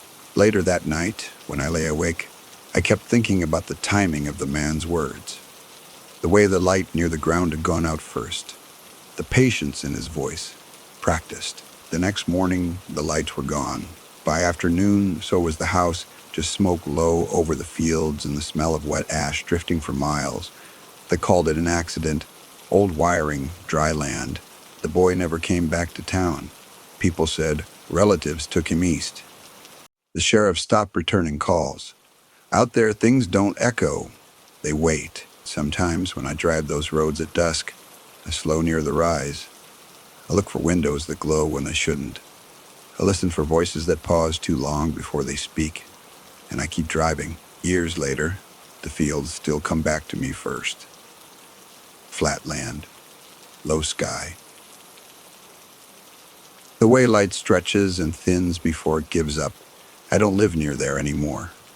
I chose places with noise on purpose, traffic, neighbors, sounds that overlap so nothing can stand alone too long. It helps me sleep most nights. What stayed with me wasn't the fire. It was the timing. The lights went out before the smoke came. Not all at once, one by one, like someone checking rooms. I learned that later from a man at the station who talked too carefully. He said it the way people do when they want to sound sure. I nodded like I believed him. The boy never gave a statement. He disappeared between paperwork and phone calls. His name stayed on the clipboard for a week, then vanished. Out there, that happens. I went back once, months later, when the snow had just started to melt. The road was mud and ruts. The fields were bare and quiet, cut down to nothing. The house was gone, but the cellar wasn't. It sat there like a thought that hadn't finished. Concrete steps leading nowhere, a square of darker ground where heat had lingered longer than it should. I didn't go down. I stood at the edge and listened. Wind moved across the open land. Somewhere far off, metal clicked against metal. A loose gate, maybe, or something smaller. I told myself it was just memory filling in gaps. That night, back in town, my phone rang after midnight. No number, just a soft vibration on the table beside the bed. I let it ring until it stopped. When I checked in the morning, there was no missed call, just a new voicemail. No timestamp, no length listed. I didn't open it. I deleted it without listening. That worked for a while. Then the lights started doing it again. Not everywhere, just enough to notice a porch light staying on after sunrise, a kitchen window glowing long after the rest of the block went dark. Small things that felt easy to ignore if you wanted to keep your life steady. I told myself it was coincidence, old wiring, bad timers, people forgetting switches. That explanation fit the world better than the other one. Still, I stopped driving at night when I could. I chose routes with streetlights close together. I slept with the television on low, not for the sound, but for the light. Darkness feels different when it's complete. One evening, late in early winter, the power went out on my street. It wasn't a storm, no wind, no snow, just a clean, sudden absence. Houses went dark one by one, like breath being held. I stood at the window and watched silhouettes move behind curtains as people checked breakers and phones. Across the street, one house stayed lit. Every window glowed the same dull yellow. Not warm, not bright, measured. My stomach tightened in a slow, familiar way. I stayed back from the glass. I didn't want to give the light a shape to work with. I didn't want to be noticed the way the boy had noticed me that day in the fields. The light near the ground came on last, a small basement window, half buried, shining steadily while the rest of the street sat dark. I stepped away from the window and sat on the couch. I kept my hands visible, flat on my knees like that mattered. There was a knock at my door. Not loud, not urgent. 3 soft taps, evenly spaced. I didn't answer. The knock came again, the same rhythm. Patient, practiced. From the other side of the door, a voice spoke. It paused before each word. We need help. It sounded close to right, close enough to hurt. I stayed where I was. I focused on the sound of my own breathing. In, out, slow. The voice adjusted. You helped before. I closed my eyes. Behind the door, something shifted its weight. Not stepping, just settling. Waiting for me to decide. The power came back on all at once. Lights snapped on down the block. Televisions flickered. Somewhere, a car alarm chirped and stopped. When I opened my eyes, the hallway was empty. The door was quiet. Across the street, the house was dark again. I didn't open the door. Not then. Not later. I sat there until the house felt like mine again. Until the sounds lined up the way they were supposed to. Pipes ticking. A neighbor coughing. the low hum of power settling back into the walls. The next morning, the street looked normal. People waved. Someone complained about the outage. The house across from mine looked empty. Curtains drawn. Driveway clean like no one had been there for a while. I told myself that mattered. Weeks passed without anything else happening. Long enough for my shoulders to drop. Long enough for sleep to come easier. I started leaving the television off again. I started turning lights off when I left rooms. Then one night, just before bed, I noticed something small. The light in my hallway wouldn't turn off. The switch worked. I could hear it click, but the bulb stayed on, glowing steady and dull. The same measured yellow I remembered from the fields. I stood there with my hand still on the switch. I didn't feel panic, just that old certainty. Down the hall near the floor, I heard a soft sound. Not scratching, not knocking. Something like breath being tested. I backed into my bedroom and closed the door without slamming it. I sat on the edge of the bed and waited, listening to the light hum through the wall, listening for pauses that lasted a second too long. I told myself not to notice. I told myself that was the only rule that mattered. The light stayed on all night. I never checked it. I don't know if waiting works both ways. I only know it's still learning. Story number 6. The cold that year didn't arrive all at once. It settled in slowly, like it meant to stay. I was awake when most people weren't. That was my normal then. Nights made more sense to me than mornings. I worked while others slept, walked home while houses held their breath, and learned the quiet patterns people never notice because they're dreaming through them. The town sat close to the water, but not close enough to feel friendly with it. The ocean was there when it wanted to be. You could smell it on certain nights, sharp and metal heavy, especially in winter. Snow came sideways more often than down, pushed by wind that didn't care about faces or fingers. I was 19. I lived alone in a second-floor apartment above a closed bait shop. The heater rattled more than it warmed. My bad habit was counting things when I walked. Steps, streetlights, windows with curtains open. It helped me feel like the night had edges. Most nights, I took the long way home. Light felt important. On the short route, there was nothing but dark, wind, and the steady pulse of the water hitting stone. I avoided it without thinking too hard about why. That night, I didn't. My hands were numb before I made the turn. The wind pushed at my back, then swung around and cut straight through my coat. I pulled my scarf up higher and told myself I'd be home faster this way. 15 minutes instead of 40 felt like a gift. The path wasn't smooth.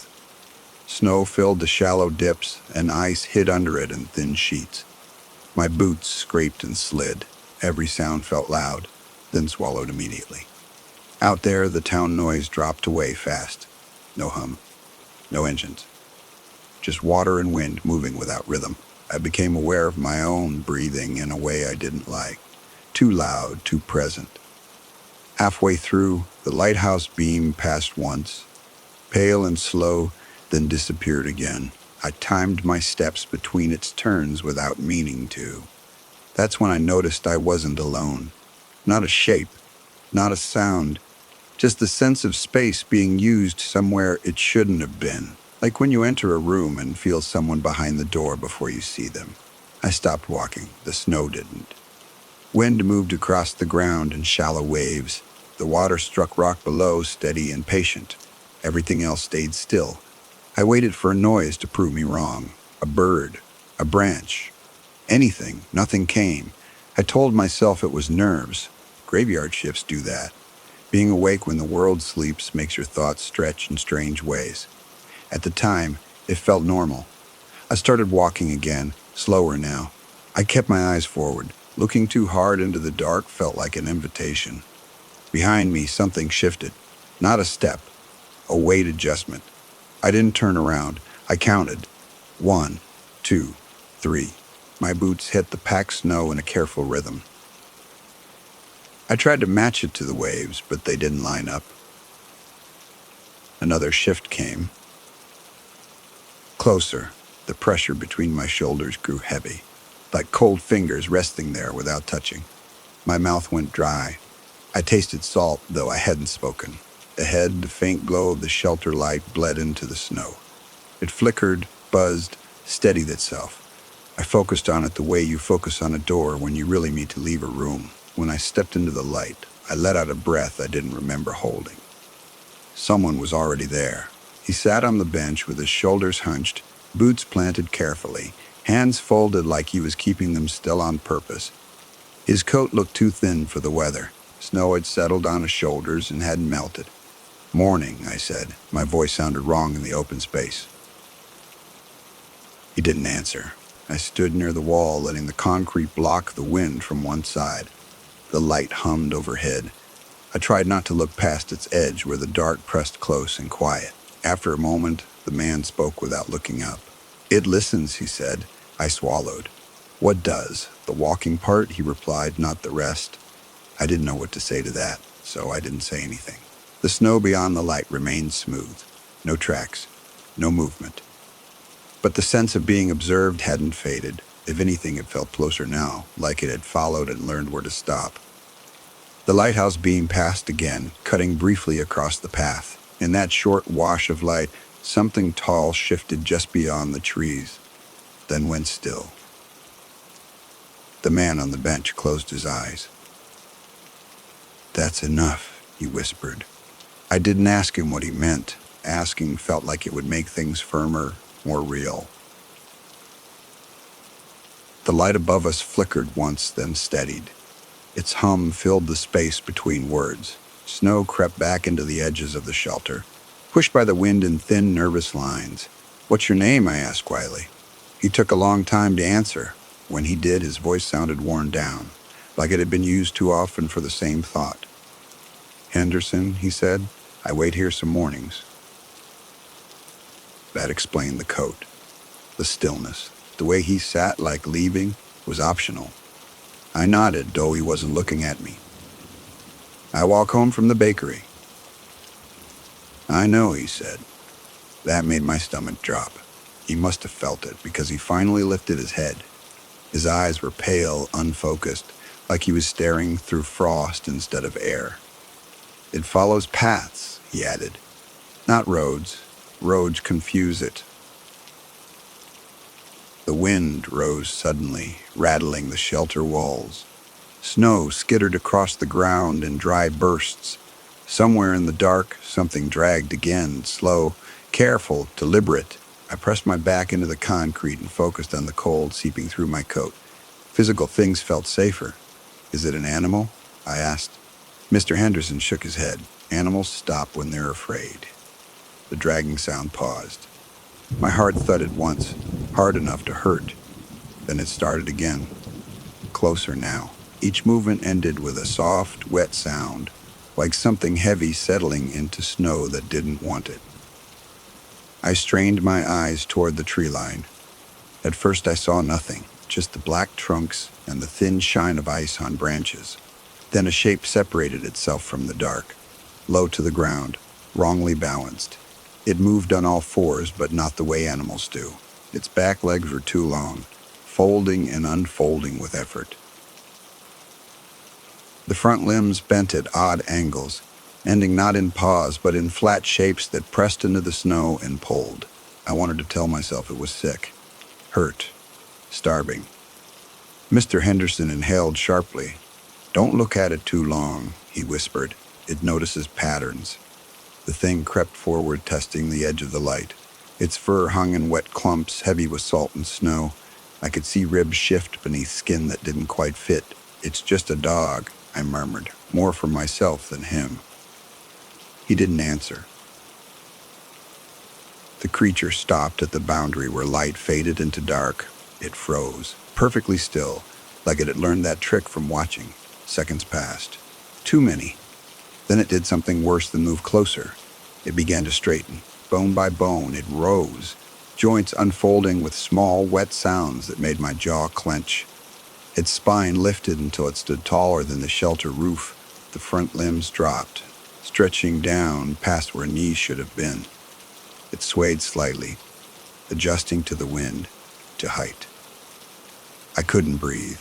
The thing kept its body facing the trees as its neck turned. Slowly, farther than it should have been able to. When its head finally faced us, I understood why Mr. Henderson had closed his eyes earlier. There was no mouth, no eyes, just the suggestion of a face, smooth and pale beneath damp fur, with hollows where looking should have been.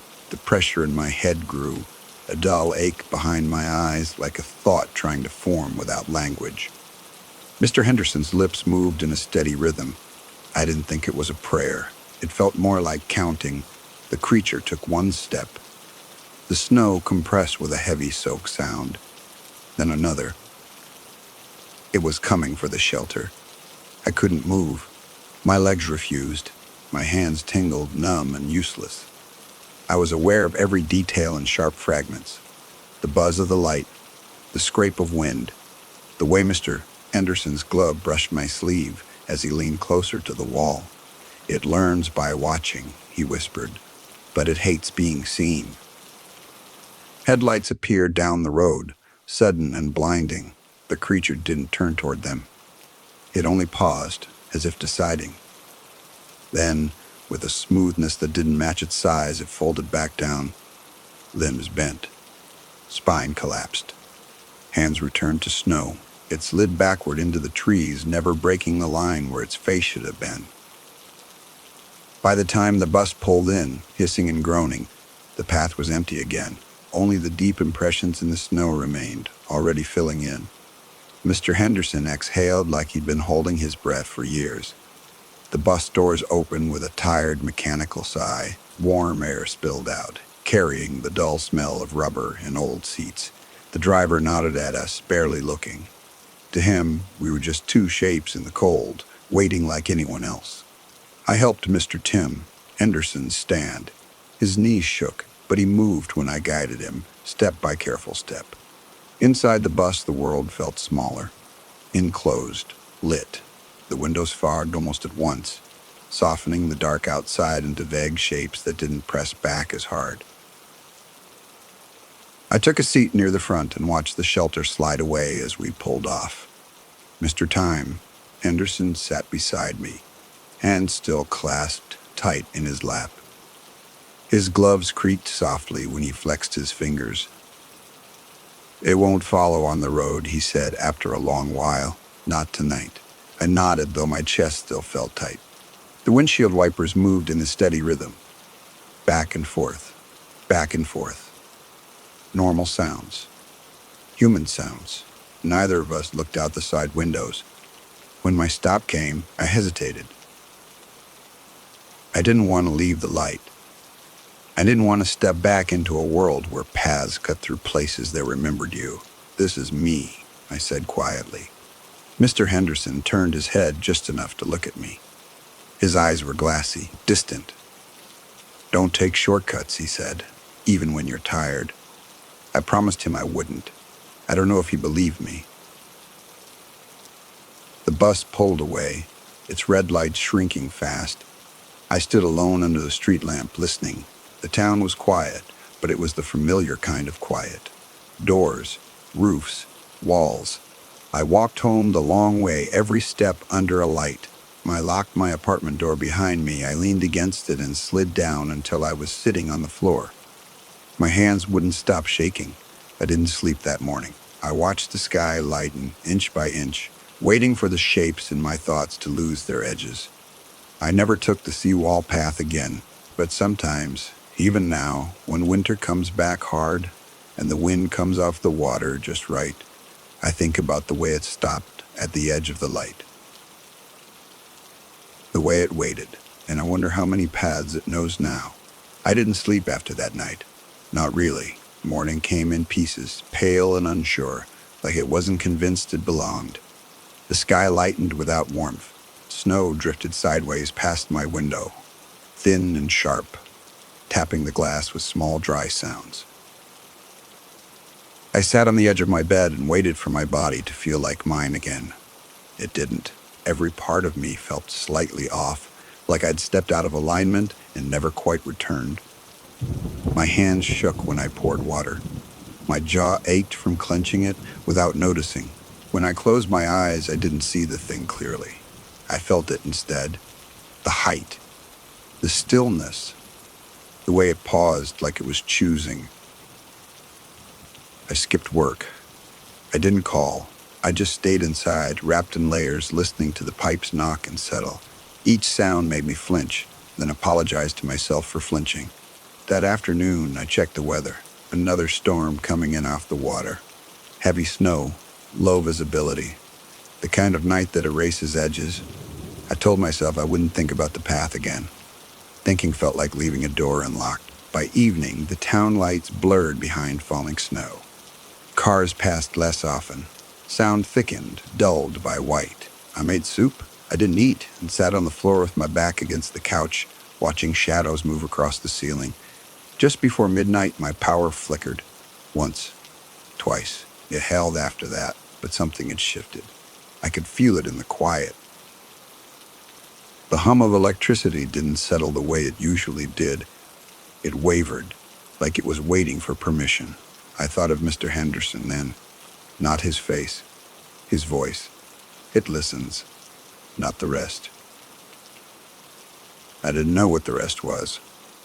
I still don't, but the listening part made more sense the longer I sat there, alert and breathing too carefully. The sound came from outside, not from the road, from the direction of the water. Thump. I stood up before I realized I'd decided to. The sound came again, farther off. It didn't echo. Snow swallowed it whole. I went to the window and stopped just short of pulling the curtain aside. I didn't want to be seen looking. That felt important. Another sound followed. Drag. Slow. Measured. I backed away from the window and leaned my shoulder against the wall. My heart didn't race. It felt heavy, deliberate, like it was conserving energy. Not here, I whispered, without knowing who I meant it for. The sounds didn't come closer. They didn't retreat either. They stayed distant, moving parallel like something pacing a fence line it couldn't cross yet. After a long while, they stopped. I waited longer. When nothing else happened, I sat back down and stayed awake until dawn. I didn't move much. I didn't turn lights on or off. I tried to be as uninteresting as possible. The next morning, the town looked smaller. Snow pressed in close on every side. People walked faster, heads down. No one lingered. I took a cab to work that night. The driver talked the whole way, filling the car with stories about his daughter, about the roads, about how winter made everyone weird. I nodded when I needed to. I kept my eyes on the lights sliding past the windows. At the end of my shift, I hesitated by the door. The wind outside sounded loud again. The ocean was restless. I could hear it even from there. I took another cab home. That became the routine. No walking at night. No shortcuts. No paths. It worked for a while. Winter deepened. Snowbanks rose higher than fences. A lighthouse beam cut through more often. Its rhythm steady and reliable. I started to believe that staying visible mattered. That light kept certain things honest. Then one morning, as I stepped out of my apartment building, I noticed something wrong. Footprints. They ran along the edge of the street, close to the curb, half filled with new snow. They weren't boot prints. They weren't paw prints either. They were long, deep, uneven. They stopped directly beneath my window. I didn't follow them. I went back inside and waited until the sun climbed high enough to flatten the shadows. Only then did I leave, locking the door twice. That night, the power went out for good. Not just my building, the whole block. Darkness dropped hard and complete, the kind that presses against your eyes. I stood still in the hallway, counting my breaths, listening to the building settle into a deeper silence. Somewhere below, a door opened, not slammed. Not forced, just opened. From outside, past the walls and snow and dark, something shifted its weight and waited. I stayed where I was, one hand on the wall, the other wrapped around nothing. The hallway smelled like cold dust and old paint. Without the power, the building felt hollowed out, like it had lost its skin. Someone whispered from downstairs. Not words, just breath-shaped like it meant something. I didn't answer. A floorboard creaked, slow and careful. The sound climbed the stairwell in patient steps that didn't rush and didn't stop. Whoever it was knew the rhythm of the place, or was learning it. I eased back into my apartment and closed the door until the latch caught. I didn't lock it right away. I stood there listening, counting the seconds between sounds, the way I used to count lights. The steps reached my floor. They paused outside my door. I could feel it without hearing it. The air pressed inward like the space was being shared again. My chest tightened, not with panic, but with recognition. A shadow slid beneath the door.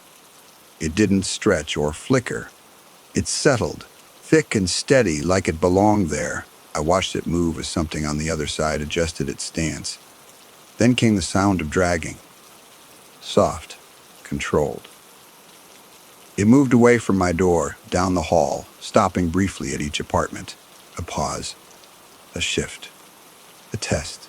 I imagined this standing in front of other doors, listening to breathing, memorizing shapes through wood and drywall. When it reached the stairwell again, the pressure eased. I sat down on the floor and stayed there until my legs went numb. I didn't cry. I didn't pray. I just waited for daylight to return things to their places.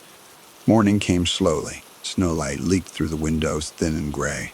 The power didn't come back on, but the world felt less close, less interested. Outside, people gathered in small groups, talking quietly. Someone said a transformer had blown. Someone else said it was the storm. No one mentioned footprints or shadows or doors opening on their own. I packed that day, not neatly, not carefully. I put things into boxes the way you gather pieces after dropping something fragile. I left things behind that didn't matter anymore.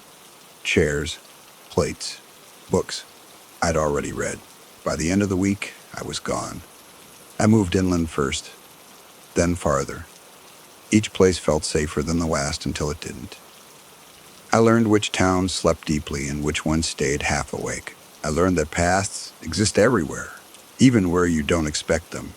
Years passed. I built a life that looked solid from the outside. Work, people, rooms filled with sound. I avoided water when I could. I avoided forests at night. I told myself these were preferences, not rules. Sometimes, late, when a building settles or a light hums too long before turning off, I feel that same careful attention return. The sense of being considered. I don't look for it anymore. I've learned that being noticed is worse than being chased. Some nights, when the power flickers, I sit very still and make myself small. I let the dark pass over me without comment, because I know it remembers paths, and I know it's patient. There are nights now when I wake before anything happens. No sound, no dream, just the feeling that something has adjusted its attention. I lie still and listen to the house breathe around me. Pipes settle. Wood contracts. Somewhere far off, a dog barks once and stops. I don't check the time. I don't reach for my phone. Knowing the hour never helped before. I learned slowly that distance doesn't matter the way people think it does. Neither does age. Things that learn don't forget just because years pass. They only get better at waiting. I haven't seen it again, not clearly. But sometimes I notice signs that feel familiar in the wrong way. A trail through fresh snow where nothing should have crossed. A motion light that turns on and stays on, even when there's nothing moving.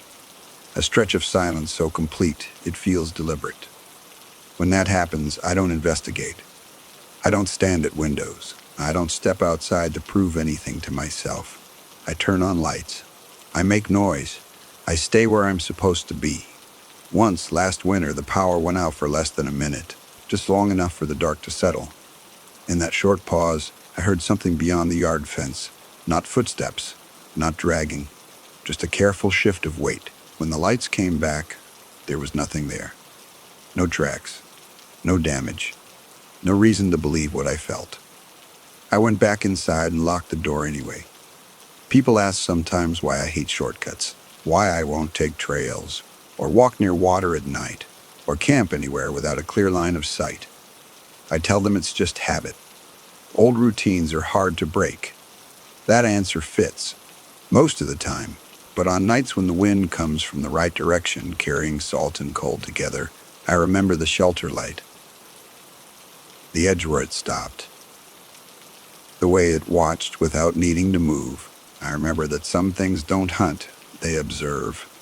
And I remind myself quietly that staying visible is not the same as being safe. Story number 7. The air was already warm when I woke up, even though the sun hadn't fully cleared the trees yet. Summer had settled in early that year, thick and unmoving.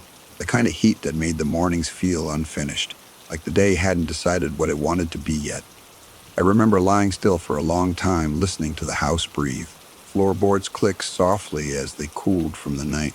Somewhere outside, cicadas were already starting up, their sound steady and distant, like electricity humming through the air. Everyone else was asleep.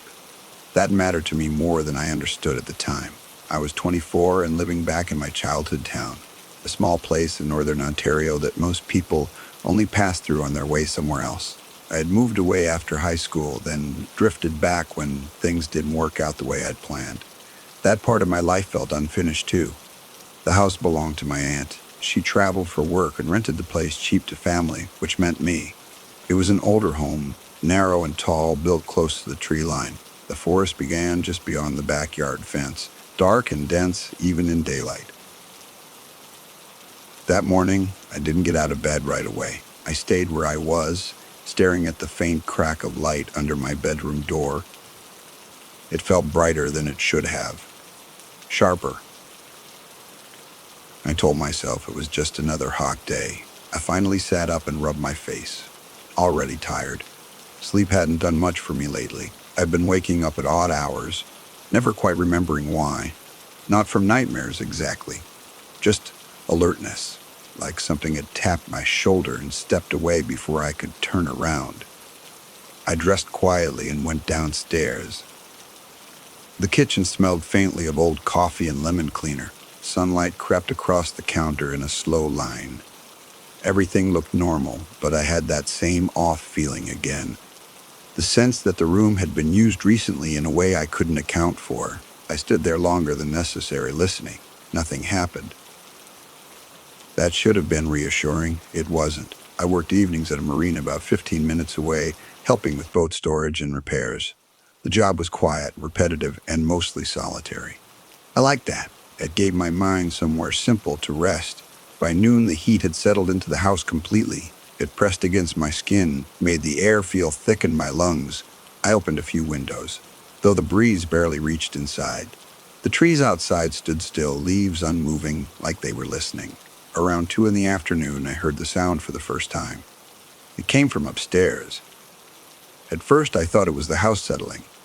Old homes make sounds when the temperature shifts, but this wasn't a creak or a pop. It was softer, a dragging sound, slow, controlled.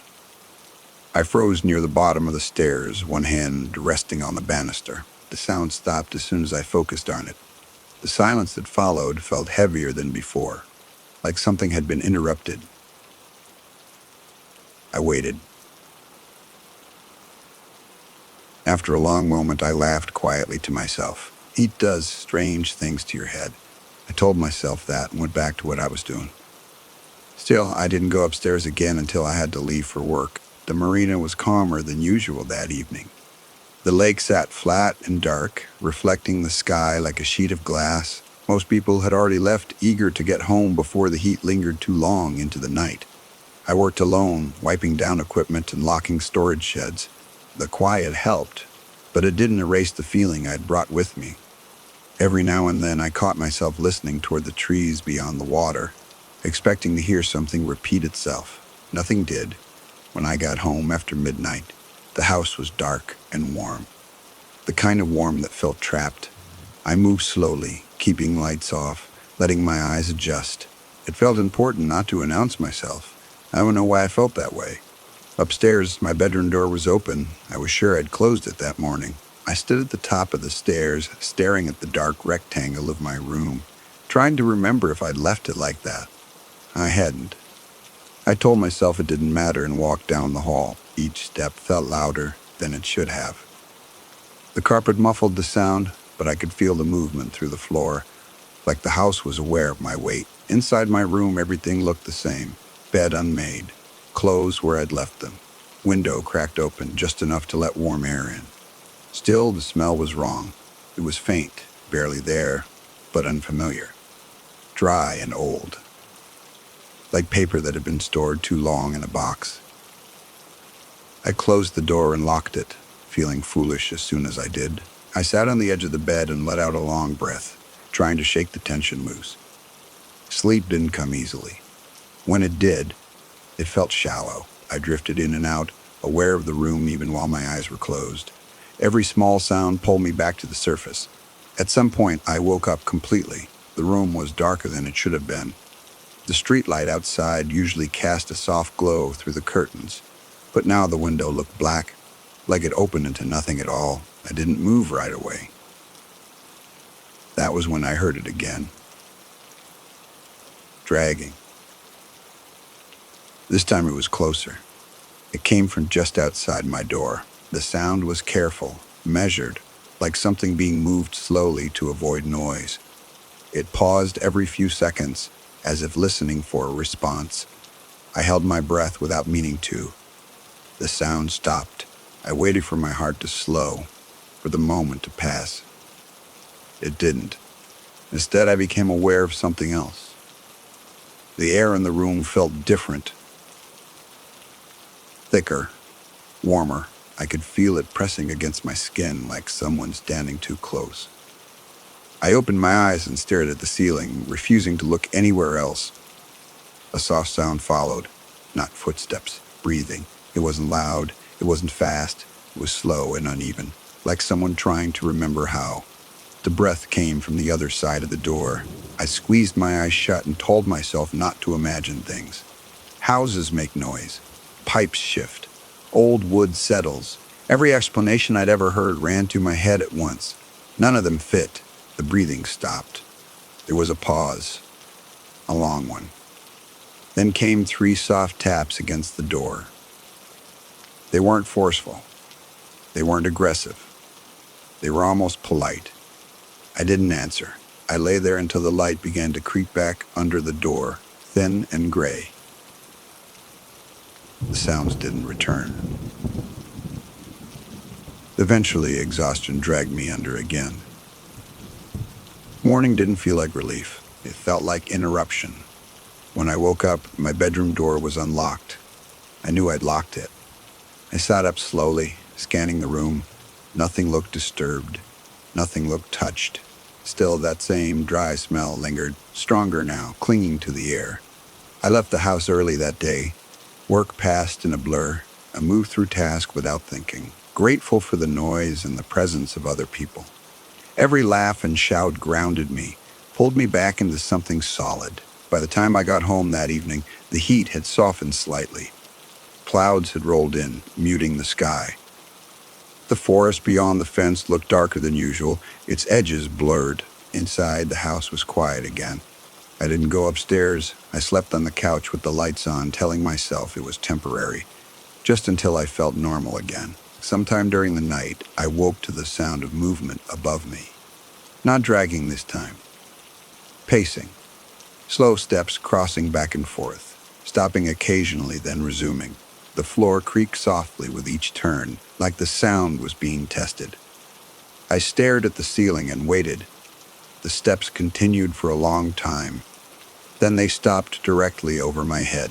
I felt the weight of that pause settle into my chest, heavy and deliberate, as if something had finally found where it wanted to be. I didn't sleep again.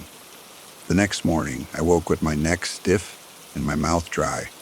The couch pressed deep into my back. Sunlight spilled through the front window, bright and ordinary, like nothing had happened at all.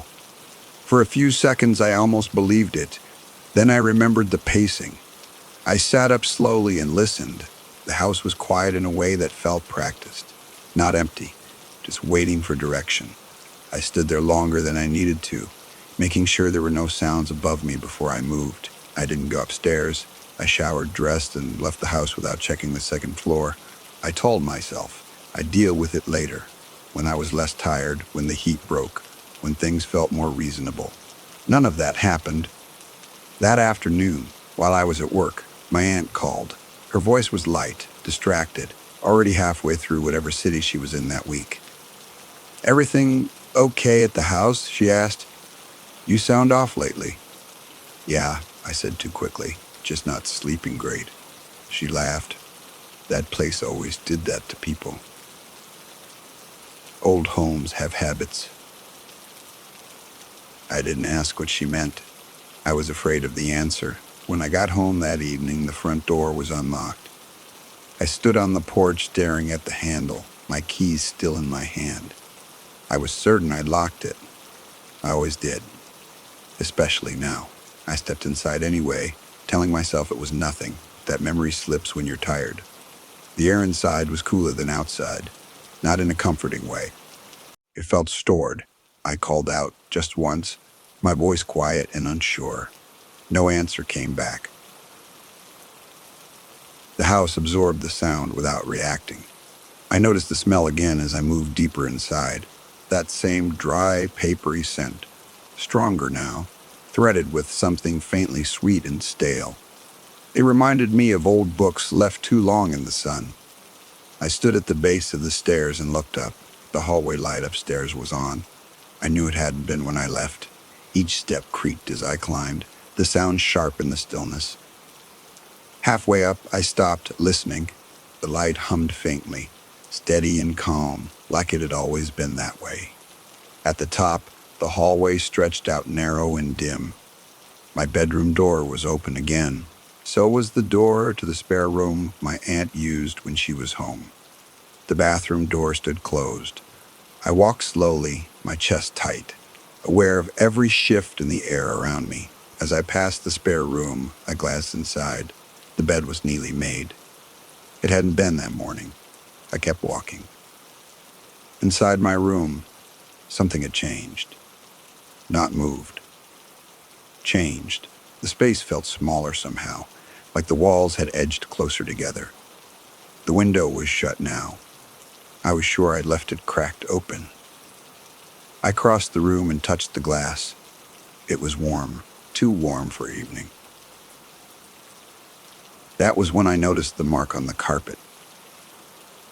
It ran from the doorway toward the foot of my bed, a faint line, darker than the rest, like the fibers had been brushed the wrong way. It curved slightly, then stopped. Dragged. I sat down hard on the mattress, my legs suddenly weak, my thoughts scattered, bumping into each other without settling on anything useful. I kept telling myself there was a simple explanation, something heavy, something ordinary, but nothing in that room fit the shape of the mark. I didn't sleep upstairs that night either. I stayed on the couch again, lights on, television murmuring softly. Sometime after midnight, I heard the sound of the bathroom door upstairs opening. Not creaking, opening. I stared at the ceiling, my body locked in place. A few seconds later, something crossed the hallway. I could hear the carpet respond, soft and careful. Then came the sound of running water. It lasted maybe 30 seconds. Then it shut off. No footsteps followed. I didn't check. I didn't move. I stayed exactly where I was until the light through the window changed color and the morning took its place. By the third day, exhaustion had dulled my fear into something heavier. A constant pressure behind my eyes, a slow ache in my chest. I started making mistakes at work. Dropping tools, forgetting simple things.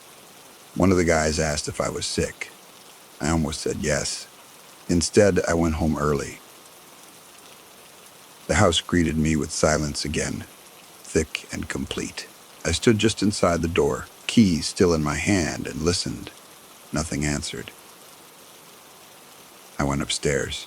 Every door was open. My room, the spare room, the bathroom. Inside the bathroom, the mirror was fobbed. Not fully, just a patch, oval-shaped, like someone had leaned close to it and breathed. The rest of the room was dry. I stared at the mirror until my eyes watered, waiting for something to happen. Nothing did. Slowly, the fog faded on its own, leaving the glass clean and empty. That night, I locked myself in my room and pushed the dresser in front of the door. I didn't care how ridiculous it looked. I needed the weight. I needed the resistance. Sometime after midnight, the pacing started again, not upstairs this time, inside my room. The steps were slow and uneven, crossing the floor from the door toward the window, then back again. Each pass paused longer, as if whatever was moving was learning the space. I lay rigid beneath the covers, staring at the dark, counting breaths that didn't belong to me. The pacing stopped beside my bed. I felt the mattress dip slightly. Then came the sound of breathing again, close, careful. It stayed there until the sky outside began to pale. Only then did the weight lift. Only then did the room feel like mine again. I woke late that morning, the light already strong through the cracks in the curtains. My body felt heavy, like I had been carrying weight all night instead of sleeping. For a few seconds, I didn't remember where I was. Then I felt the dresser pressed against the door and everything came back at once. The room was quiet, too quiet. I stayed in bed longer than I should have, listening for any sign that I wasn't alone anymore. Nothing moved. Nothing breathed. Eventually, I forced myself to sit up. The imprint on the mattress was still there. It wasn't deep, but it was clear. A shallow dip beside where I had been lying, shaped wrong for any part of my body. I stared at it until my eyes blurred, then stood up quickly. Like if I moved fast enough, it wouldn't matter. I didn't go to work that day. I called my aunt instead. She answered on the third ring, already distracted. I told her I wasn't sleeping well. I told her the house felt strange. I didn't say more than that. She was quiet for a moment, long enough that I thought the call had dropped. That house has always been sensitive, she said finally. It remembers people. I asked her what she meant.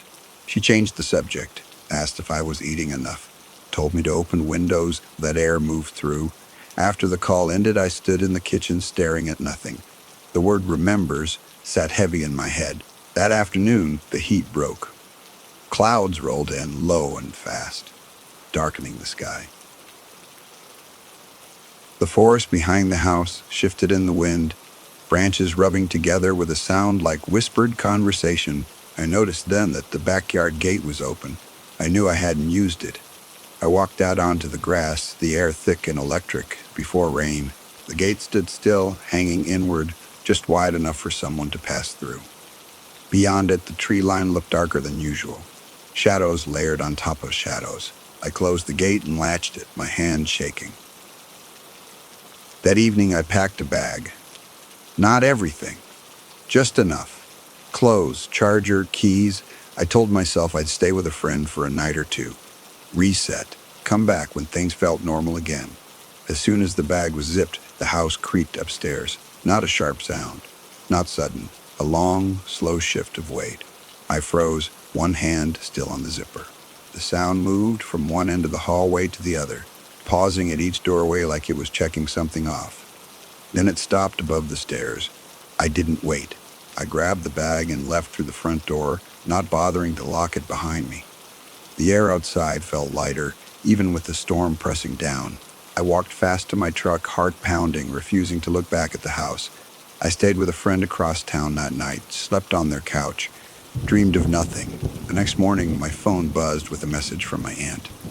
Did you go somewhere? The house feels restless. I didn't reply. I never moved back in. My aunt sold the place a few months later, said it was easier that way. I didn't ask who bought it. Sometimes, years later, I still wake up in the middle of the night with that same alert feeling, like something has leaned close, then stepped away. I listen to my own house settle and remind myself where I am. But every now and then, when the air is heavy and unmoving, I swear I can hear it. Slow steps, careful pacing, testing the space. The first night away, I slept harder than I had in weeks. No dreams, no waking in pieces, just darkness that stayed where it belonged. When I woke up, it took a moment to remember why my shoulders felt loose, why my jaw didn't ache. That relief didn't last. It faded the way fog does when the sun gets too high. Slowly, quietly. By the time I was fully awake, the feeling that had chased me out of the house had already found its way back in. My friend's place was small and cluttered, full of lived-in noise. A fan rattled in the corner. Someone upstairs paced while talking on the phone. The sounds should have grounded me. Instead, they made the quiet moments between them stand out more. I stayed one more night, then another. I told myself I was being dramatic. I told myself fear likes empty rooms and late hours, and that staying around people would fix it. During the day, that almost worked. I helped with errands. I laughed when it was expected. I nodded along to conversations I didn't really hear. At night, the alertness came back. Not panic, not dread. Attention. I would wake up before anything happened, heart steady, breath shallow. The room would feel slightly rearranged, like furniture moved an inch when no one was looking. I'd lie still and listen until morning bled in through the curtains. Nothing ever happened. That was worse. After a week, I rented a small apartment closer to the lake. New building. Thin walls. Too much light. I chose it on purpose. I wanted places where sound overlapped, where silence couldn't settle too deeply. The first few nights were fine. I slept. I unpacked. I let myself believe I'd outrun whatever had been following the rhythm of my days. Then the smell started. Not lavender this time. Something drier. Like cardboard. Like old paper pulled from a box that hadn't been opened in years. It came and went without pattern. I'd catch it in the hallway, then lose it in the kitchen. Sometimes it lingered near the bedroom door. I checked vents, cabinets, closets. Nothing explained it. I stopped unpacking. One night, while brushing my teeth, I noticed the mirror fogging faster than usual. The bathroom wasn't hot enough for it. Steam gathered in one spot, then spread outward in a slow bloom. I watched it happen. Toothbrush paused midair. When the fog cleared, there was no mark left behind. I slept with the bathroom light on after that. Weeks passed. Summer deepened. The heat pressed down again, thick and unmoving like it had that first morning back at the house. The lake stayed calm, its surface dark even in daylight. I avoided walking near it at night. It was easier not to test things. The first sound came late, just after midnight. A soft shift from the other side of the bedroom wall. Not a knock, not dragging, just movement, careful and measured, like weight being adjusted. I held still and waited. Nothing followed. The next night it happened again. Same time, same place. Always stopping just short of becoming something obvious. Always giving me enough to notice and nothing to point to. I stopped sleeping altogether. One evening, I came home to find my bedroom door open. I knew I'd closed it. I stood in the hallway for a long time, listening to the hum of my refrigerator, the distant noise of traffic, the lake somewhere beyond all of it. The smell was stronger inside the room. I didn't go in. I slept on the floor in the living room with the lights on, my back against the couch, counting the seconds between sounds. At some point near dawn, I heard slow footsteps cross the room I wasn't in. They didn't come closer. They just passed through. In the morning, I noticed a line in the carpet.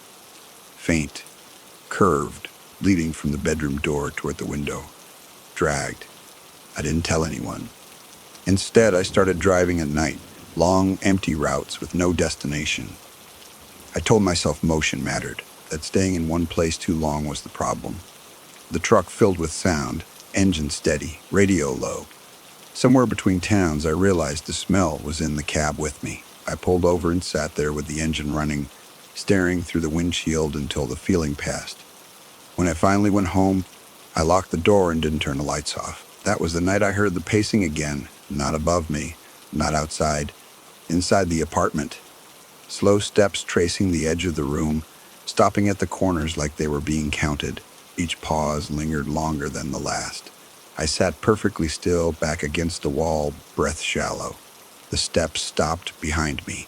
I felt the space tighten, the air warming in a way that had nothing to do with summer. I didn't turn around. I didn't speak. I let the moment stretch until it thinned on its own. When morning came, the apartment felt empty again.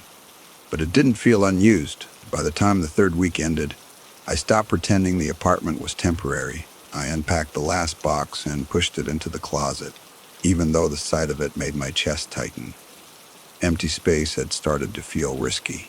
The nights followed a pattern I never chose, but learned anyway. I would wake just before the air changed. I would lie still while the room adjusted itself around me. And then, if I was quiet enough, it would pass without asking anything more. I noticed small things then. The way the smell lingered longer near corners, how the warmth in the room would gather in one place instead of spreading evenly. How silence sometimes felt shaped, like it had edges you could bump into if you weren't careful. One night, I heard the steps stop somewhere they hadn't before. Not behind me, not beside me. At the doorway, I felt the pause settle in my chest, heavy and deliberate, the air warm there, just beyond where I lay. I didn't look. I didn't breathe any deeper than I had to. After a long while, the pressure eased. The steps didn't move away. They simply weren't there anymore. Morning came pale and thin. I stood in the kitchen drinking water I didn't taste, watching the light creep across the floor. The apartment looked the same. Nothing had shifted. Nothing had been touched. Still, the space felt used. I started sleeping with a small lamp on after that. Not for brightness, just to keep shadows from settling too deeply. It helped some nights. Other nights, it made no difference at all. I don't live there anymore. I don't live anywhere very long. I choose places with noise now. Buildings that hum, streets that never quite sleep. I keep doors closed, I keep routine simple. I don't let rooms grow too familiar. And sometimes, very late, when everything else quiets down just enough, I feel that alertness return. The careful attention. The sense of something remembering where I am. When that happens, I don't move. I let the moment pass. Because I know now it isn't following me the way something hunts. It's waiting,